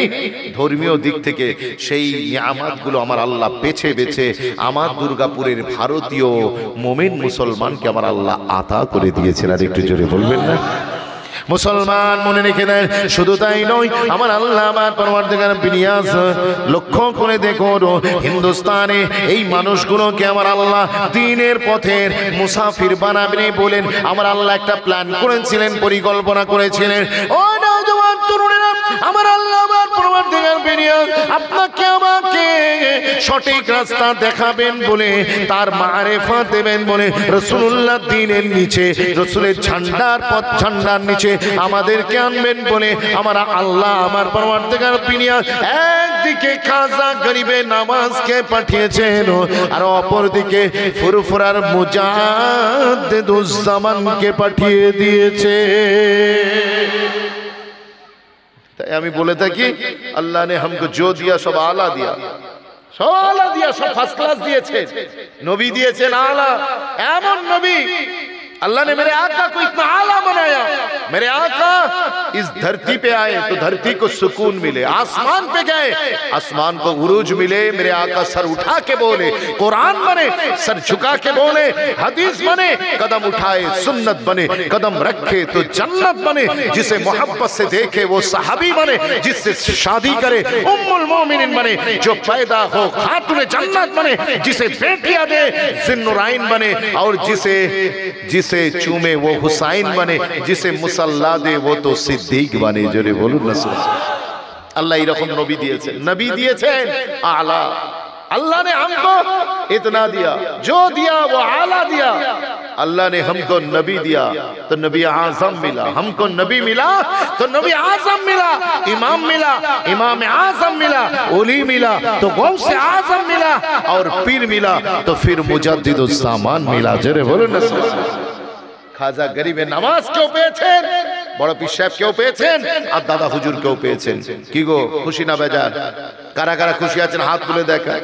নারে তাকবীর! আল্লাহ আপনাদেরকে কবুল করুক। সেই খাজা হুজুরকে আল্লাহ এখানে পাঠালেন। মনে রেখে দেন যে খাজা হুজুর আনাসাগর শুকিয়ে দিতে পারে, পিছনে লেগো না, তোমার হাস্তি মিটিয়ে দিতে পারে। কি কথা ঠিক না বল? যে খাজা সাহেবকে আল্লাহ এমন ক্ষমতা দিয়েছিলেন, তিনি আনাসাগরকে শুকিয়ে দিতে পারলেন। তোমার মতো চাড্ডি পান্নেওয়ালা লোককে খাজা সাহেবের দরকার নেই, খাজার গোলামই তোমাকে শায়েস্তা করে দিতে পারবে। আল্লাহ সে ক্ষমতা খাজার গোলামকে দিয়েছে। মশা মারতে কামান দাগা, তুমি ভুল জায়গায় হাত দিচ্ছ। এই খাজা হুজুর এই ভারতবর্ষের জমিনে এসেছেন, এদেশের মানুষ, তিনি দিল্লি থেকে শুধু আজমিরে আসছেন, দিল্লি থেকে আজমিরে আসবেন 8 দিনে। এই 8 দিন রাস্তায় তিনি দিন প্রচার করেননি, তিনি হেঁটে এসেছেন। लोगों को देखते जाना था और कलमा पढ़ते जाना था। जोरे बोलो ना। 7,000 লোক 8 দিনে 7,000 লোক খাজা হুজুরের হাতে ইমানের কালমা পড়ে মুসলমান হয়ে গিয়েছেন। আরেকবার জোরে বলবেন। খাজা হুজুর অত সোজা লোক নয়, কথা বুঝতে পেরেছেন? অত হালকা দরের লোক নয়। তুমি মনে করোনি যে বর্তমান ভারতের মুসলমানদের ইমানের মতো খাজা হুজুরের ইমানের মাকাম। তুমি রং জায়গায় হাত দিয়ে ফেলেছো, ভুল জায়গায় হাত দিয়েছো। আল্লাহ আমার খাজা হুজুরকে কি মাকাম আতা করেছিলেন। বিশ্বাস করুন, যখন এখানে আসেন তোমার চেয়ে বড় জালিম এখানে ক্ষমতায় ছিল। পৃথ্বীরাজের মা এখানে রাজত্ব করত, আর সে ছিল একটা মস্ত বড় জ্যোতিষী। তার কাছে ইলমুন নুজুম, চাঁদ সূর্য নক্ষত্র গ্রহ তারা দেখে সে গণনা করে সব বলে দিত। তো তিনি খবর পেয়ে গেলেন, সেই মেয়ে, যে মেয়ে ছেলে পৃথ্বীরাজের মা রাজত্ব করত, সেই মেয়ে খবর পেয়ে গেলেন যে এইরকম একজন আসছে মদিনাওয়ালার গোলাম হিন্দুস্তানে, যিনি এসে আমার পুরো সাম্রাজ্যকে তাবাহ করে দেবে, ধ্বংস করে দেবে। এই তখন থেকে তিনি চতুর্দিকে সিকিউরিটি লাগিয়ে দিয়েছেন, জায়গায় জায়গায় সিকিউরিটি লাগিয়ে দিয়েছেন। যদি কাউকে পাগড়ি পরা দেখো, আল কেল্লা পরা কাউকে যদি দেখো, খবরদার হিন্দুস্তানে পৌঁছাতে দেবে না। কিন্তু মনে রাখবেন, খাজা হুজুরের কে মারার জন্য লোক ভজালি নিয়ে রেডি ঘুরে বেড়াচ্ছে। বড় পুরস্কার খাজা হুজুরকে যদি শেষ। হুজুর আসছে নাকি? আচ্ছা, খাজা হুজুরকে শেষ করার জন্য কত চেষ্টা, কত চরিত্র। একজন লোক তিনি নিজে ভজালি নিয়ে ঘুরে বেড়াচ্ছেন, খাজা হুজুরকে তালাশ করছেন। করতে করতে হুজুর তখনও হিন্দুস্তানে আসেননি, উনি রাস্তায়। খাজা হুজুর এক জায়গায় আস্তানা টাঙিয়ে সেখানে বিশ্রাম করছেন। আর রাতের বেলা এ বেটা ভজালি নিয়ে ভিতরে ঢুকেছেন মারবেন বলে। আল্লাহু আকবার কাবীরা। খাজা হুজুরের ঘুম ভেঙে গিয়েছে। তিনি ডাক দিয়ে, তার নাম ধরে ডাক দিয়ে বলছে, বাবা তুমি এসেছো, এসো। ভজালি কোথায় রাখলে বের করো। কথা বুঝতে পারছেন না? আরেকবার জোরে বলবেন না সুবহানাল্লাহ? সে তখন বলছে আল্লাহে, আল্লাহর কসম আমি আমার জীবনে কত বাদশার চৌকাটে গিয়েছি, কত গণককে দেখেছি, জাদুকরকে দেখেছি, কেউ আমার মনের খবর আজ পর্যন্ত আমাকে বলে দিতে পারেনি। সে বলছে, খাজা হুজুর তাকে ডেকে বলছে, বসো, তুমি আমাকে মারতে এসছো, একটু পরে মারবে, একটু কথা বলে নি। কথা বুঝতে পারছেন না? খাজা হুজুরের এই কথা শুনে তিনি কি করলেন, ভজালি কোমর থেকে খুলে ছুঁড়ে ফেলে দিলেন, দিয়ে বললেন, হুজুর জীবনে অনেক জাদুকর দেখেছি, কনক দেখেছি, কিন্তু আপনার মতো দিলের উপরে হুকুমত করনেওয়ালা আমি কাউকে কোনোদিন দেখিনি। জোরে বলবেন না সুবহানাল্লাহ? ও মোদিজি, তুমি তো মানুষের বডির উপরে রাজত্ব করছো, মানুষের বডির উপরে তুমি রাজত্ব করছো, কিন্তু খাজা আজমিরি তো মানুষের দিলের উপরে রাজত্ব করছে। জোরে বলুন না সুবহানাল্লাহ? মানুষকে তুমি আটকাতে পারবে, কিন্তু মানুষের দিলকে তুমি কোনোদিন বশ্যতা স্বীকার করাতে পারবে না। আল্লাহ পাক কবুল করেন, সেই খাজা আজমিরিকে আমরা পেয়েছি। এখন বর্তমান আমাদের উচিত কি? আমাদের উচিত কি? এই রকম পৃথ্বীরাজের সাথে লড়াই করে খাজা হুজুর মাথা তুলে দাঁড়িয়ে আছেন আজও, তার মিনারা প্রমাণ দিচ্ছে মদিনাওয়ালা সচ্চা গোলাম হলে দুনিয়ার কোনো তাকাত তোমাকে হেলাতে পারবে না। আজ আমরা দুর্গাপুরের মানুষ, আজকের জলসা থেকে আমাদের পেগাম, এতগুলো ফিতনার মাঝে আমরা যদি বাঁচতে চাই, তাহলে we have to be a pure true believer. আমাদেরকে সত্যিকার অর্থে একজন প্রকৃত সচ্চা মদিনাওয়ালার গোলাম হতে হবে। খাজা হুজুরের মতো রাজি আছি? কত মানে রাজি আছি? জি, আমরা ওই আধা টাটের আধা বাটের, না ঘাটকা না ঘাটকা, এই ধরনের ইমানদার হয়ে আপনি জালিমদের সাথে লড়াই করে আল্লাহর সাহায্য পাবেন না। আল্লাহর সাহায্য তখন আসবে যখন আপনি সত্যিকার অর্থে, আপনি যদি সাচ্চা মদিনাওয়ালার গোলাম হয়ে যান, আল্লাহর সাহায্য আসতে দেরি হবে না। আরেকবার জোরে বলুন না। কি গো, কষ্ট হচ্ছে আপনাদেরকে? কষ্ট হচ্ছে? আজ তো আমাদের ইমানের গোড়ায় ঘুণ ধরে গিয়েছে, ইমানের গোড়ায় ঘুণ ধরে গিয়েছে। আমরা মোমেন মুসলমান, আমরা শুধু ইমানের মুসলমানের জামাটা পরে নিয়েছি, কিন্তু আমাদের ভিতরের অবস্থা খুবই খারাপ, খুবই খারাপ। আমি আমাকে এবং আপনাদের সকলকে আর লজ্জা দিতে চাইছি না, কিন্তু এই রকম দুর্বল ইমান নিয়ে না আপনি এ জমিনে টিকে থাকতে পারবেন, না আল্লাহর দ্বীন ইসলাম রক্ষার কাজে আপনি কোনোভাবে লাগবেন। মনে রেখে দেন, আপনি দেখেছেন বর্তমান পৃথিবীতে দাজ্জালি ফিতনা কিভাবে ছড়িয়ে পড়েছে। দাজ্জাল আসার আগে মিনি দাজ্জাল বিভিন্ন ভাবে ফিতনা ছড়াচ্ছে। সেই ফিতনার মোকাবেলা করতে গেলে একমাত্র উপায় হচ্ছে খাজা হুজুরের মতো সিনাই ঈমান রাখতে হবে। ঈমান সিনার ভিতরে রাখতে হবে খাজা হুজুরের মতো। আপনি যদি বলেন ওটা কেমন করে, বর্তমান এআই নাম শুনেছেন? আর্টিফিশিয়াল ইন্টেলিজেন্স নাম শুনেছেন? আমাদের যুবকরা জানে এআই নতুন একটা অত্যাধুনিক আল্ট্রা টেকনোলজি মার্কেটে লঞ্চ করেছে, যার পোশাকি নাম হলো এআই, ফুল ফর্ম হলো আর্টিফিশিয়াল ইন্টেলিজেন্স। বিশ্বাস করুন, এই যে আর্টিফিশিয়াল ইন্টেলিজেন্স যে প্রযুক্তি মার্কেটে এসেছে, এটা দাজ্জালি ফিতনার ডুপ্লিকেট কিছুটা। আপনাকে দেখাবে এক, আর আপনি করবেন, আপনি দেখবেন দাজ্জালি ফিতনার মতো এই ফিতনা রয়েছে। যেমন দাজ্জাল আমাদেরকে দেখাবে কি, আমাদের জান্নাত দেখাবে, আর আসলে ও জান্নাতে প্রবেশ করলে আমরা কোথায় প্রবেশ করব? জাহান্নামে। দাজ্জালের এক হাতে আগুন থাকবে আর এক হাতে পানি থাকবে। আপনি যদি আগুনটা বেছে নেন, আসলে ওইটাই ছিল অরিজিনাল পানি, আর আপনি যদি পানিতে ঝাঁপ দেন, তাহলে আপনি আগুনে ঝাঁপ দিলেন। দাজ্জালের এই হাতে আপনি দেখতে পাবেন। আমি আপনাদের সকলকে বলবো, আজকে আর্টিফিশিয়াল ইন্টেলিজেন্স যারা এআই নিয়ে ঘাটাঘাটি করে, তাদেরকে একটুখানি বলুন তো, একটু বলুন, তারা যেগুলো গায়েবের বিষয়, আল ঈমান বিল গায়েব, মুমিনের মুসলমান হতে গেলে, মুমিন হতে গেলে ঈমান বিল গায়েব আপনার লাগবেই। সেটার একটা হলো কবরে যে আমাদের শাস্তি দেওয়া হয়, আযাব দেওয়া হয় কিংবা শান্তি দেওয়া হয়, এটা তো গায়েবের বিষয়, কিন্তু আপনি বিশ্বাস করেন, ঠিক কিনা? আযাবুল কবরে হাক্কুন, কবরের আযাব সত্য, এটা আপনি বিশ্বাস করেন, কিন্তু চোখে দেখেন না। এটা তো গায়েবের বিষয়, অদৃশ্য বিষয়, এটা আপনার ঈমানের ব্যাপার।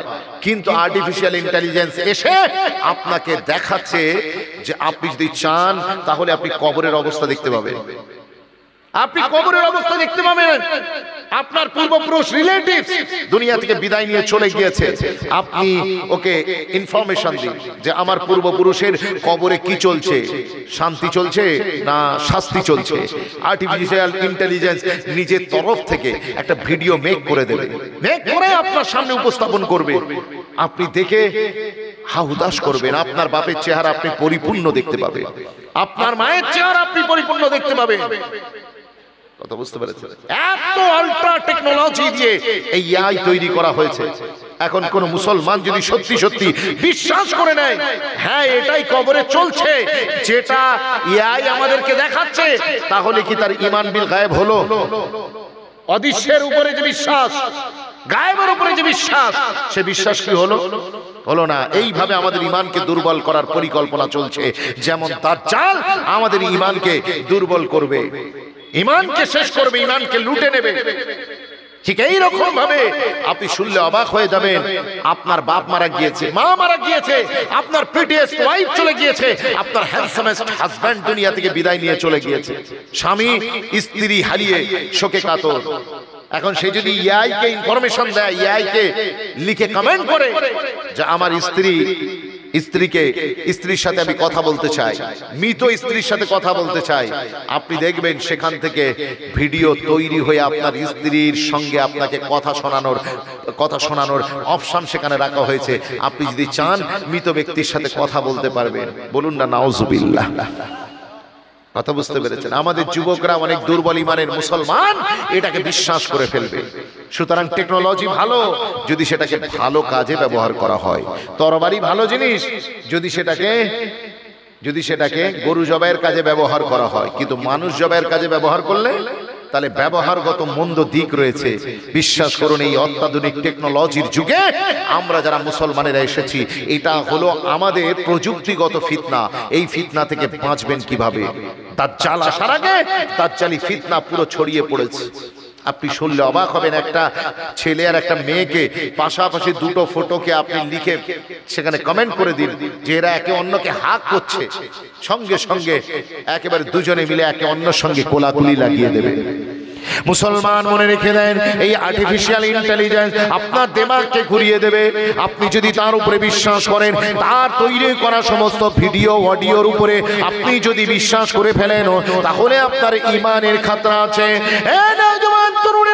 আর্টিফিশিয়াল ইন্টেলিজেন্সকে আপনি কাজে লাগান, আপনার ভালো কাজে, আপনি নেক কাজে লাগান। এটাকে যখন ফালতু কাজে লাগাবেন, এটাকে যখন অসৎ কাজে লাগাবেন, তখনই কিন্তু আপনার ঈমান দুর্বল হবে, আপনার ঈমানের গোড়ায় ধাক্কা লাগবে। আমি আপনাদেরকে অনুরোধ করব, আল্লাহ পাক মানুষের সিনাতে যে দিল দিয়েছেন, মানুষের ব্রেনে যে বুদ্ধি দিয়েছেন, আমার আল্লাহ আমার পরওয়ারদিগার বিনিয়াস এই বুদ্ধিকে মানুষের কল্যাণে কাজে লাগানোর নির্দেশ দিয়েছেন। কথা বুঝতে পারছেন না? মানুষের কল্যাণে কাজে লাগাতে হবে। আমরা লাগাচ্ছি কোন কাজে? খারাপ কাজে, অন্যায় কাজে। সুতরাং আর্টিফিশিয়াল ইন্টেলিজেন্স এটা খুবই চমৎকার আবিষ্কার, কিন্তু এই আবিষ্কারের মাধ্যমে আমাদের যেন ঈমান নষ্ট না হয়ে যায়, এই দিকটা আপনারা খেয়াল রাখবেন। অনেক যুবক অনেক যুবতী এই আর্টিফিশিয়াল ইন্টেলিজেন্সের খপ্পরে পড়েছে। কথা বুঝতে পেরেছে? আমি অনুরোধ করব, মুরব্বী বাবাজিরা হয়তো বিষয়টা বুঝতে পারছেন না, কিন্তু এখন যারা আমাদের জেনারেশন জি, তারা অবশ্যই এটা ফিল করতে পারছেন, এটা ফিল করছেন।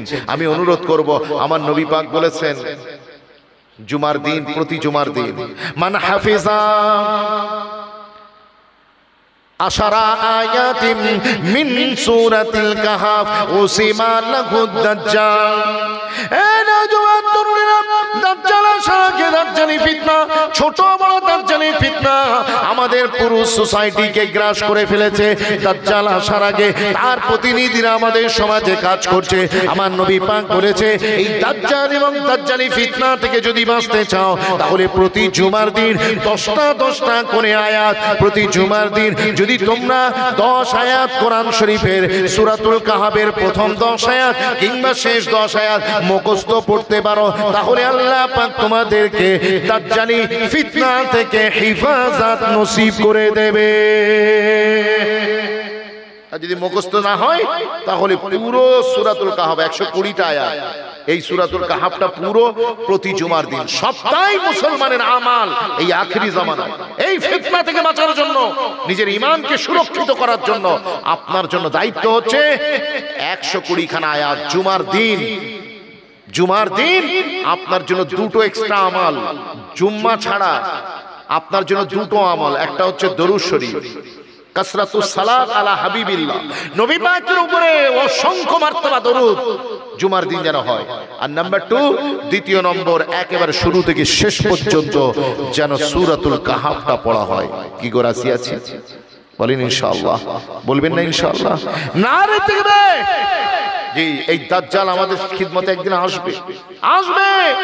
আমরা যদি আর্টিফিশিয়াল ইন্টেলিজেন্স দেখে এইরকম পাগল হয়ে যাই, তাহলে চিন্তা করে দেখুন দাজ্জালি ফিতনা দেখে আমাদের অবস্থা কেমন হবে। আল্লাহ পাক আমাদেরকে বোঝার তৌফিক দিন। বলেন আল্লাহুম্মা আমিন। আর একটু জোরে বলবেন না আল্লাহুম্মা আমিন। এই চতুর্দিকের ফিতনা আপনি দেখেছেন, বৈষয়িক ফিতনা, আমাদের সোশ্যাল মিডিয়া খুললে ফিতনা।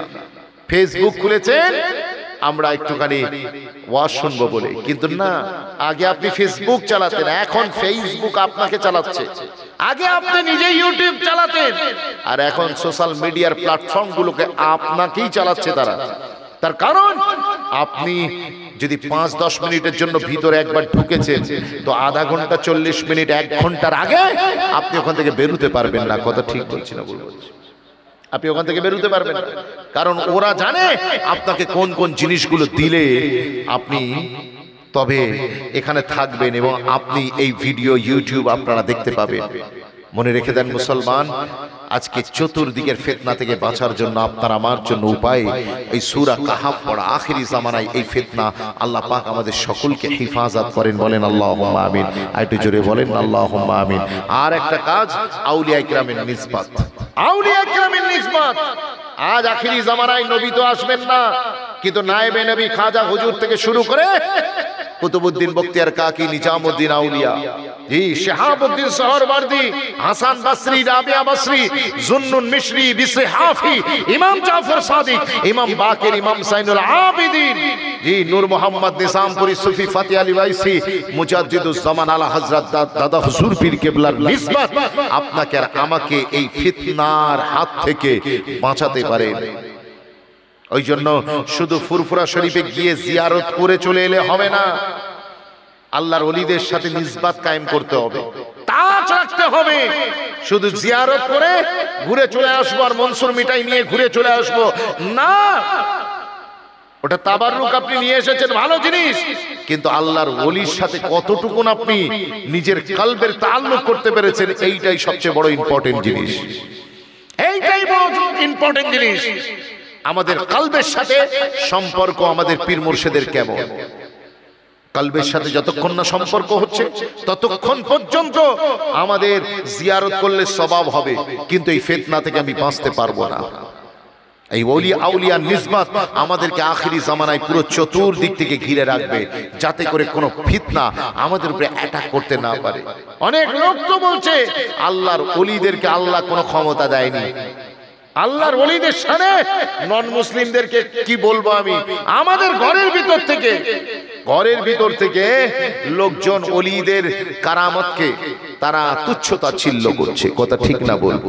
অথচ আকায়েদের কিতাবে পরিষ্কার আহলুস সুন্নাহ ওয়াল জামাতের আকায়েদের কিতাবে, কিতাবগুলোতে লেখা আছে কারামাতাল আউলিয়ায়ে হক, ওলি আউলিয়াদের কারামাতগুলো এগুলো সব সত্য।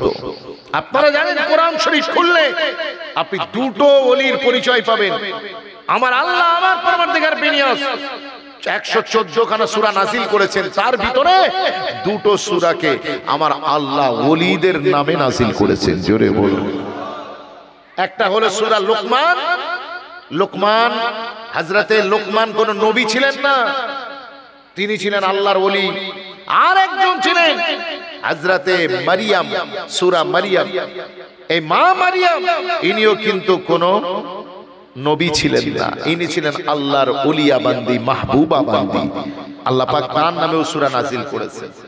এই সূরাগুলো এবং এই এতগুলো আলোচনার মধ্য দিয়ে আপনি আমি কি বুঝলাম? একটাই কথা বুঝলাম যে রাসূল পাক সাল্লাল্লাহু আলাইহি সাল্লামের দুনিয়া থেকে বিছাল নিয়ে হায়াতুন নবী কবরে আনওয়ারে চলে যাবার পরে আউলিয়ায়ে কেরামের গুরুত্ব আছে না নাই? আছে। ফিতনার জামানায় আউলিয়ায়ে কেরামের বিরাট বড় ভূমিকা। আপনি আমেরিকাতে চলে যান, ওইখানেতে একজন মানুষ, একজন আল্লাহর ওলি গিয়েছেন, নাম তার বাবা মহিউদ্দিন। বলুন না সুবহানাল্লাহ। লুঙ্গি পরা মানুষ, ছেঁড়া ফাটা জামা পরা মানুষ। জি, বাংলাদেশের সিলেট থেকে তিনি শ্রীলঙ্কা হয়ে আমেরিকাতে চলে গিয়েছে। বর্তমান আমেরিকাতে তার মাজারও রয়েছে, বাবা মহিউদ্দিন রাহমাতুল্লাহি আলাইহি। তিনি ইংরেজি জানেন না, ইংরেজি জানেন না, তিনি বাংলা ভাষায়, সিলেটি ভাষায় কথা বলেন। তিনি ওখানে গিয়েছেন, যাবার পরেতে তার চতুর্দিকে সব সাদা চামড়ার মানুষ, যেমন মৌচাকে ফুলের উপরে যেমন মাছি ভন ভন করে, বিশ্বাস করুন মধু যেখানে পাবে মৌমাছি সেখানে যাবে। আল্লাহর ওলির চতুর্দিকটা দরবারটা পুরো ওই নন মুসলিম খ্রিস্টান তাদের দিয়ে পুরো একেবারে ঘেরা, তারা চতুর্দিকে বসে আছে। আর একবার জোরে বলবেন না সুবহানাল্লাহ। তারা হুজুরের কথা শুনছে। একজনকে ডেকে জিজ্ঞেস করা হলো, ইনি কি বলছে বুঝতে পারছেন? বলছেন না, আমি বুঝতে পারছি না। তাহলে বসে আছেন কেন? বলে বসে আছে এই কারণে, উনি যখন কথা বলছেন তখন ওনার জবান থেকে যেন মধু বের হচ্ছে। ওই মধু যখন আমার কলবে এসে লাগছে তখন অন্তরের ভিতরে আমি শান্তি পাচ্ছি। আর একবার জোরে বলবেন না সুবহানাল্লাহ। মুসলমান মনে রেখে দেন, আমি এত ওয়াজ করছি, কখনো ইংরেজি বলছি, কখনো হিন্দি বলছি, কখনো আরবি ইবারত পড়ছি, কখনো বাংলা পড়ছি, আপনাদের দিলেতে কোনো তাসির হচ্ছে না। তরুণেরা, অথচ আমার আল্লাহ ওলিদের জবান মোবারক কেমন তাসির দিয়েছিলেন। আমেরিকার মতো দেশে বাবা মহিউদ্দিন বাংলা ভাষী আল্লাহর ওলি, ওইখানেতে ছেঁড়া ফাটা জামা পরে তিনি একটা টিলার উপরে বসতেন, সকালবেলা বসতেন।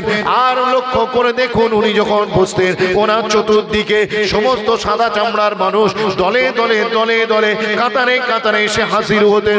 সকাল পানিয়ে দুপুর, দুপুর পানিয়ে বিকেল, বিকেল পানিয়ে সন্ধ্যা হতে চলল। লোকগুলো ওঠার নাম করে না। একজন আর একজনকে জিজ্ঞাসা করে বাড়ি যাবে না? বলে বাড়ি যেতে ভালো লাগে না। এই মানুষটা চৌকানে যতক্ষণ বসে থাকি তখন আল্লাহ পাক আমাদের সিনা থেকে সমস্ত প্রকার দুঃখ, বেদনা, কষ্ট, এনজাইটি, ডিপ্রেশনকে আমার আল্লাহ দূর করে দেয়। এখানে বসলে শান্তি পাই, সুকুনে কলবের জন্য বসি। তার মাজার রয়েছে, আমেরিকাতে তার মাজার রয়েছে। আপনি অবাক হয়ে যাবেন, দলে দলে লোক আল্লাহর ওলির হাতে, বাবা মহিউদ্দিনের হাতে হাত দিয়ে ঈমানের কালমা পড়ে মুসলমান হয়ে গিয়েছেন। বলবেন না সুবহানাল্লাহ। এখন আমেরিকানরা শেষ বয়সে হুজুর কি করতেন? বাবা মহিউদ্দিন তিনি নিজে বাংলা ভাষায় কথা বলতেন, আর পাশে একজন দোভাষীকে নিতেন, সে সেটা ইংরেজিতে ট্রান্সলেট করে দিত। আর বাবা মহিউদ্দিনের বক্তব্যটা আমেরিকানদের সামনে সে ভদ্রলোক প্রকাশ করতেন। হুজুর ইংরেজি জানতেন না, দোভাষীর কাজ করতেন। হুজুর যেটা বাংলায় বলতেন ও সেটা ইংরেজি করতো, করে পাবলিককে শোনাতো। আবার ইংরেজিতে কোনো কিছু ভুল করলে হুজুর নিজে শুধরে দিতেন। ছেড়ে বলবেন না সুবহানাল্লাহ। আল্লাহর ওলিদের মাকাম দেখুন, আমার আল্লাহর ওলিদের মাকাম দেখুন। সেই আখেরি জামানায় ফিতনা থেকে বাঁচার জন্য ওলিদের নিসবত দরকার, ওলিদের নিসবত দরকার। ঈমানের গোড়ায় পরিচর্যার দরকার পড়ে।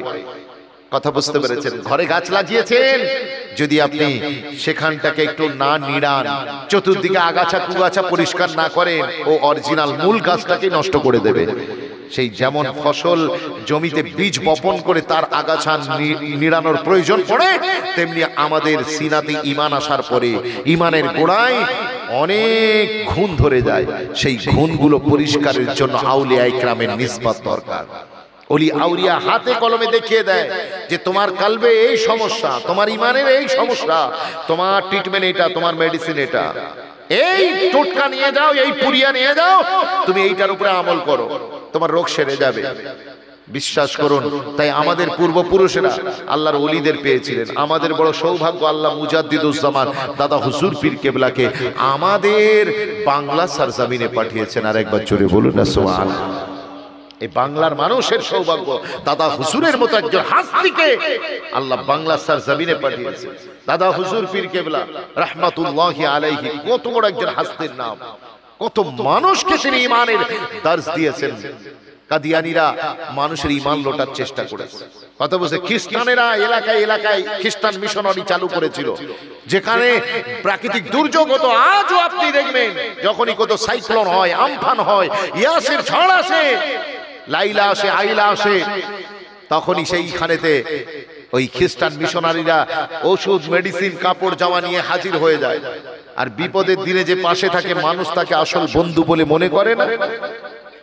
তো যখনই খ্রিস্টানরা মানুষের উপকারে আসে তখন এরা কি করে, এরা আস্তে আস্তে করে তাদেরকে তাদের খ্রিস্ট ধর্ম প্রকাশ করে, মানুষকে খ্রিস্টান বানায়। মুজাদ্দিদুজ্জামান আলা হযরত দাদা হুজুর পীর কেবলা এদেশে এসে এখানকার ঈমানদারদের ঈমানের গোড়াকে মজবুত করে হিফাজত করেছিলেন। জোরে বলুন না সুবহানাল্লাহ। মুসলমান মনে রেখে দেন, আজ সেই ওলিয়া উলিয়াদের শানে বেয়াদবি হচ্ছে। আল্লাহর ওলিদের সাথে বেয়াদবি করছে, তাদের কারামাতকে মানুষ ঠাট্টা বিদ্রুপের জায়গায় নিয়ে গিয়েছে। কিন্তু মনে রাখবেন, যে কারামাতগুলো আল্লাহ কোরআনে নাযিল করেছেন, যে কারামাতের কথা আল্লাহ কোরআনে বয়ান করেছেন, সেই একটাও কারামাত যদি কেউ অস্বীকার করে তাহলে সে কাফের হয়ে যাবে। আল্লাহ কোরআনে যে কারামাতগুলো বলেছেন ওলিদের কারামাত, সেইটার একটা কেউ অস্বীকার করলে সে কাফের হয়ে যাবে। আর যে ওলিদের কারামাত গুলো কোরআন শরীফে নাই, হাদিসে মুতাবাতিরে নাই, অন্যান্য রিওয়ায়াতের মাধ্যমে প্রমাণিত, সেইগুলোকে অস্বীকার করলে গোমরাহ হবে। কথা বুঝতে পারছেন? এটা গোমরাহি। আল্লাহর ওলিদের কারামাত আজ লোক মানতে চায় না, মানতে চায় না। দাদা হুজুর বাংলা সরজমিনে 800-র উপরে মাদ্রাসা কায়েম করেছেন, 1200-র উপরে মসজিদ কায়েম করেছেন। আমরা পাড়ার সব লোক মিলে একটা মসজিদ দেখভাল করতে পারছি না, কায়েম হওয়া মসজিদ ইমাম সাহেবকে খেতে দিতে পারছি না। এ বলছে তুই খাবি, ও বলছে তুই খাবি। কথা ঠিক বলছি না ভুল বলছি? আমরা একটা ইমাম সাহেবকে 5-10 হাজার টাকা মাইনে দিতে পারছি না, অথচ দাদা হুজুর পীর কেবলা তিনি এতগুলো প্রতিষ্ঠান কায়েম করলেন। লোক পরবর্তীতে লোকেরা এসে মাত্র 70-80 বছর হয়েছে, লোক বিশ্বাস করতে চায় না। কিন্তু মনে রাখবেন, এটাই আল্লাহর ওলিদেরকে আল্লাহ কারামত দিয়েছিলেন। আপনি যেটা 100 বছরে পারবেন না, আমার আল্লাহ তাদেরকে 50 বছরে আল্লাহ তাদের হাত দিয়ে করিয়ে নেবেন। আরেকবার জোরে বলুন না সুবহানাল্লাহ। কোরআনে কারিমে আমার আল্লাহ এইরকম অলৌকিক আল্লাহর ওলিদের ঘটনা বলেছেন। হযরতে মা মারিয়াম আলাইহাস সালাম, তিনি আল্লাহর প্রিয় বান্দি ছিলেন, তিনি নবী ছিলেন না। তার জামানার নবীর নাম হলো হযরতে জাকারিয়া। মা মারিয়াম যখন মায়ের গর্ভে, ওনার মায়ের নাম ছিল হান্না, উনি যখন মায়ের গর্ভে, ওই সময়তে উনি যখন মায়ের গর্ভে ছিলেন, ওই সময়তে মা মান্নাত করেছিল যে আমার যদি সন্তান হয় তাহলে আমি আল্লাহর রাস্তায় আমার সন্তানকে ওয়াকফ করে দেব। তৎকালীন সময় মুসলমানদের কিবলা ছিল বাইতুল মুকাদ্দাস। সেই বাইতুল মুকাদ্দাসে 300টা ঘর হুজরা ছিল, ছোট ছোট কুটির ছিল।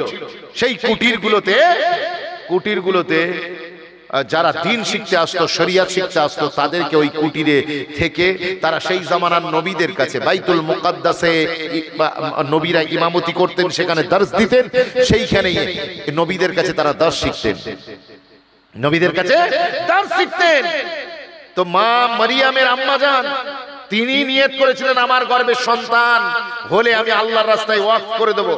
আমাদের বাড়িতে মায়েদের বোনেদের গর্ভে যখন সন্তান থাকে, তারা কি নিয়ত করে যে আমার গর্ভ থেকে সন্তান হলে, স্বামী আর স্ত্রীর ভিতরে ঝগড়া হচ্ছে, ছেলে হবার আগে, সন্তান হবার আগে, কেউ বলছে আমি নায়ক বানাবো, কেউ বলছে আমি ক্রিকেটার বানাবো, ঝগড়া চলছে।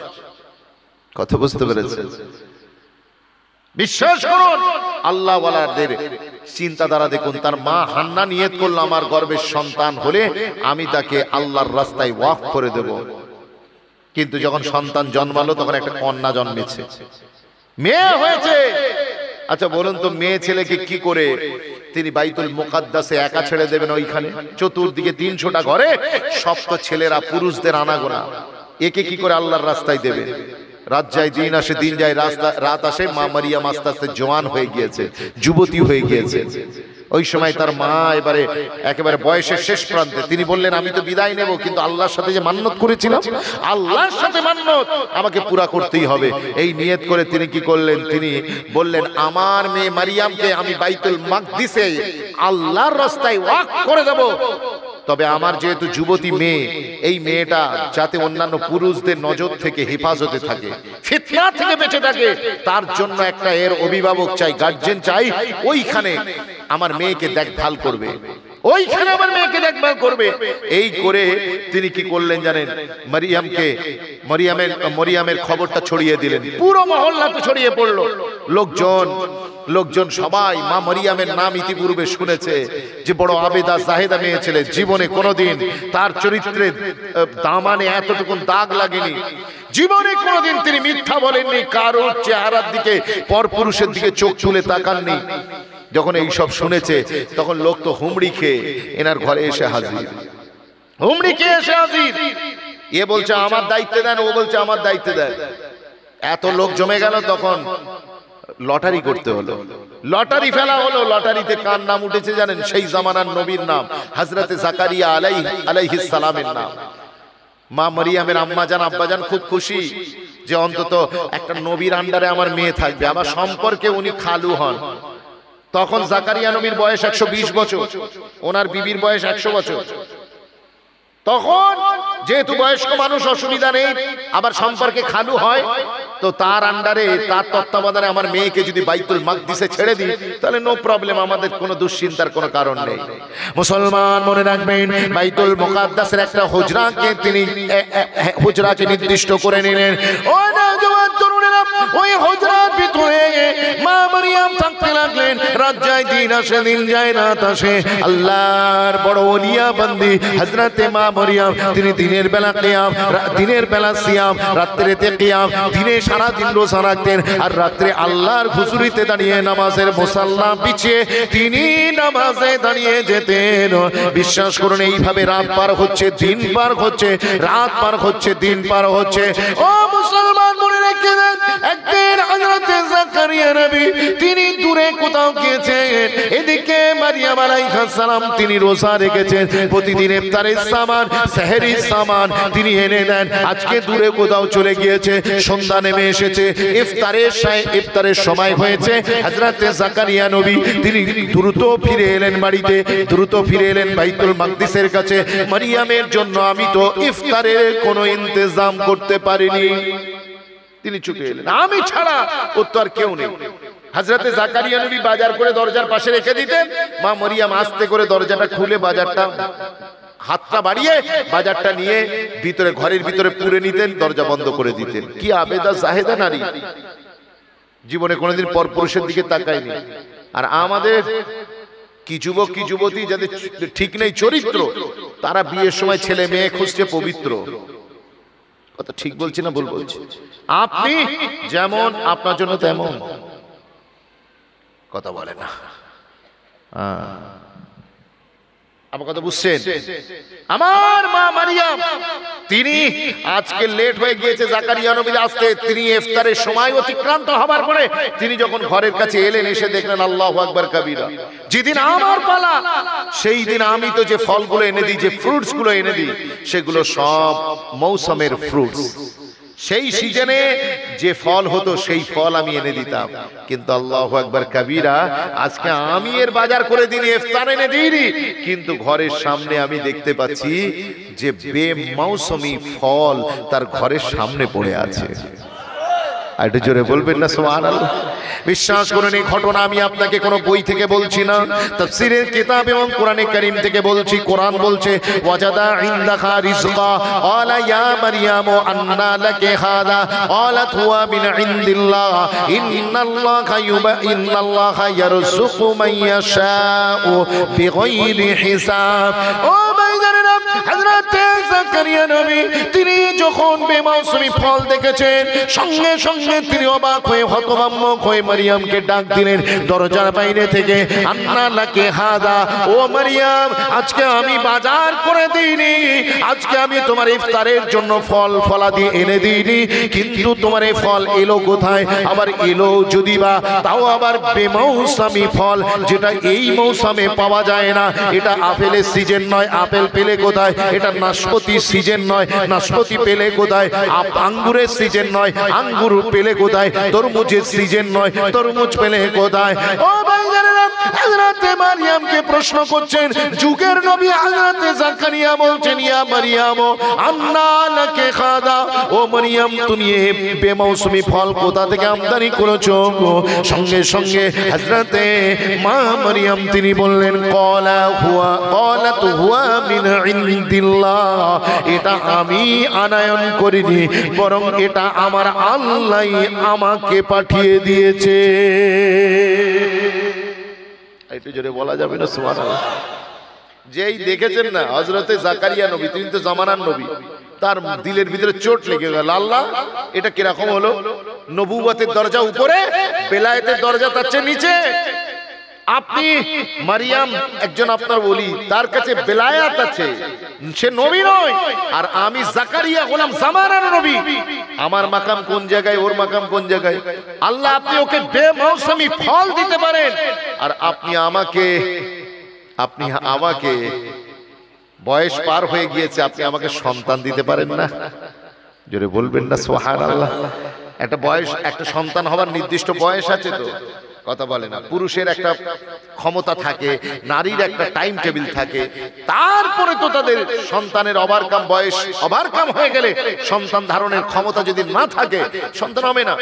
তো সেটা জাকারিয়া নবী ওভারকাম করেছে, করে আল্লাহকে বলছেন, আল্লাহ এই বুড়ো বয়সে একটাও আমার সন্তান হলো না, আল্লাহ গো আপনি মারিয়ামকে যদি বেমৌসুমি ফল দিতে পারেন, আমাকে আপনি বয়স পার হয়ে যাবার পরেও একটা সন্তান দিতে পারেন না?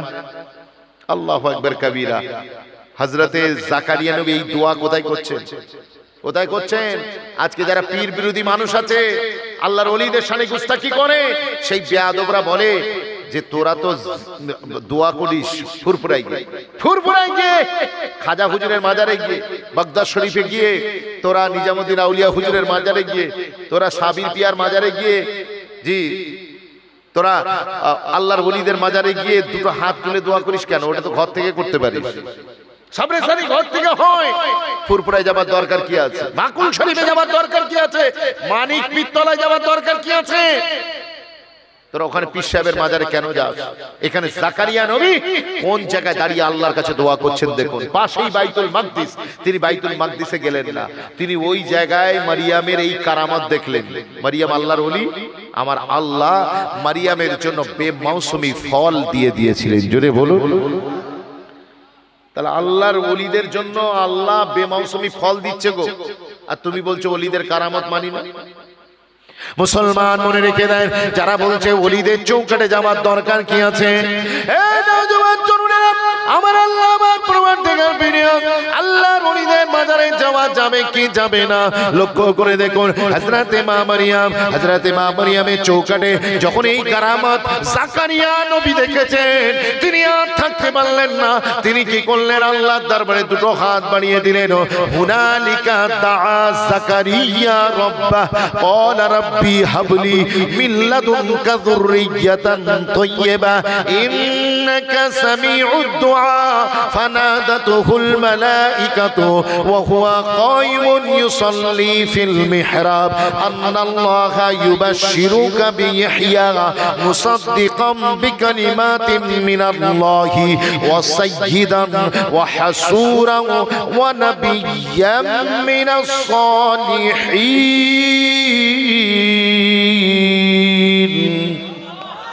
আর জোরে বলা যাবে না সুবহানাল্লাহ। হযরত জাকারিয়া আল্লাহর দরবারে দুটো হাত বাড়িয়ে দাঁড়িয়ে কি বললেন, রব্বি হাবলি মিন লাদুনকা যুররিয়াতান তাইয়্যিবা। হে রব্বি আল্লাহ, আপনি মারিয়ামের জন্য বেমৌসুমি ফল দিতে পারেন, আর আপনি আমি জাকারিয়া নবী আমার বয়স পার হয়ে গিয়েছে, আপনি একটা সন্তান দিতে পারেন না?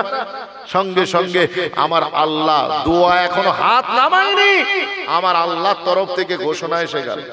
ফারিস্তা জিবরিল ডানা ছপটাচ্ছেন, ফানাদাতুল মালাইকাতু ওয়া হুয়া কাইমুন ইউসাল্লি ফিল মিহরাব। সঙ্গে সঙ্গে জিবরিল ফারিস্তা এসে দাঁড়িয়ে খুশখবরি দিচ্ছেন, বলছেন, ও জাকারিয়া নবী, তেরি দুয়া না কবি আসর সে মালুল হুই, ইধর জবা সে নিকলি তো উধর কবুল হুই। জোরে বলুন না সুবহানাল্লাহ। সঙ্গে সঙ্গে আল্লাহর ফারিস্তা এসে ডাক দিয়ে বললেন, ও জাকারিয়া নবী, তুমি দোয়া চেয়েছো হযরতে মারিয়ামের চৌকাঠে দাঁড়িয়ে, আমার আল্লাহ তোমার দোয়াকে কবুল করেছে। আমার আল্লাহ, তুমি সন্তান চেয়েছো, আমার আল্লাহ তোমাকে সন্তান দেবেন, ওইটার নাম হবে ইহইয়া। তবে শুনে রেখে দাও, জেনে রেখে দাও, শুধু সন্তান নয়, বরং আমার আল্লাহ, আমার পরওয়ারদিগার বিনিয়া তোমার সন্তানকে যুগের নবীও বানিয়ে দেবে। তাহলে আল্লাহর কাছে দোয়া করেছিলেন, আল্লাহ সন্তান দিলেন। ওলি চৌকাঠে দোয়া করার কারণে সন্তানও দিলেন, আবার সেই সন্তানকে আল্লাহ নবুয়ত দেবেন, এটাও আমার আল্লাহ এনশিওর করে দিলেন। আর একবার জোরে বলবেন না সুবহানাল্লাহ। আচ্ছা, জাকারিয়া নবীর পাশে রয়েছে কি? বাইতুল মাকদিস। জাকারিয়া নবী চাইলে ওই বাইতুল মাকদিসে মসজিদে গিয়ে দোয়া করতে পারতেন, কিন্তু তিনি সেখানে করেননি।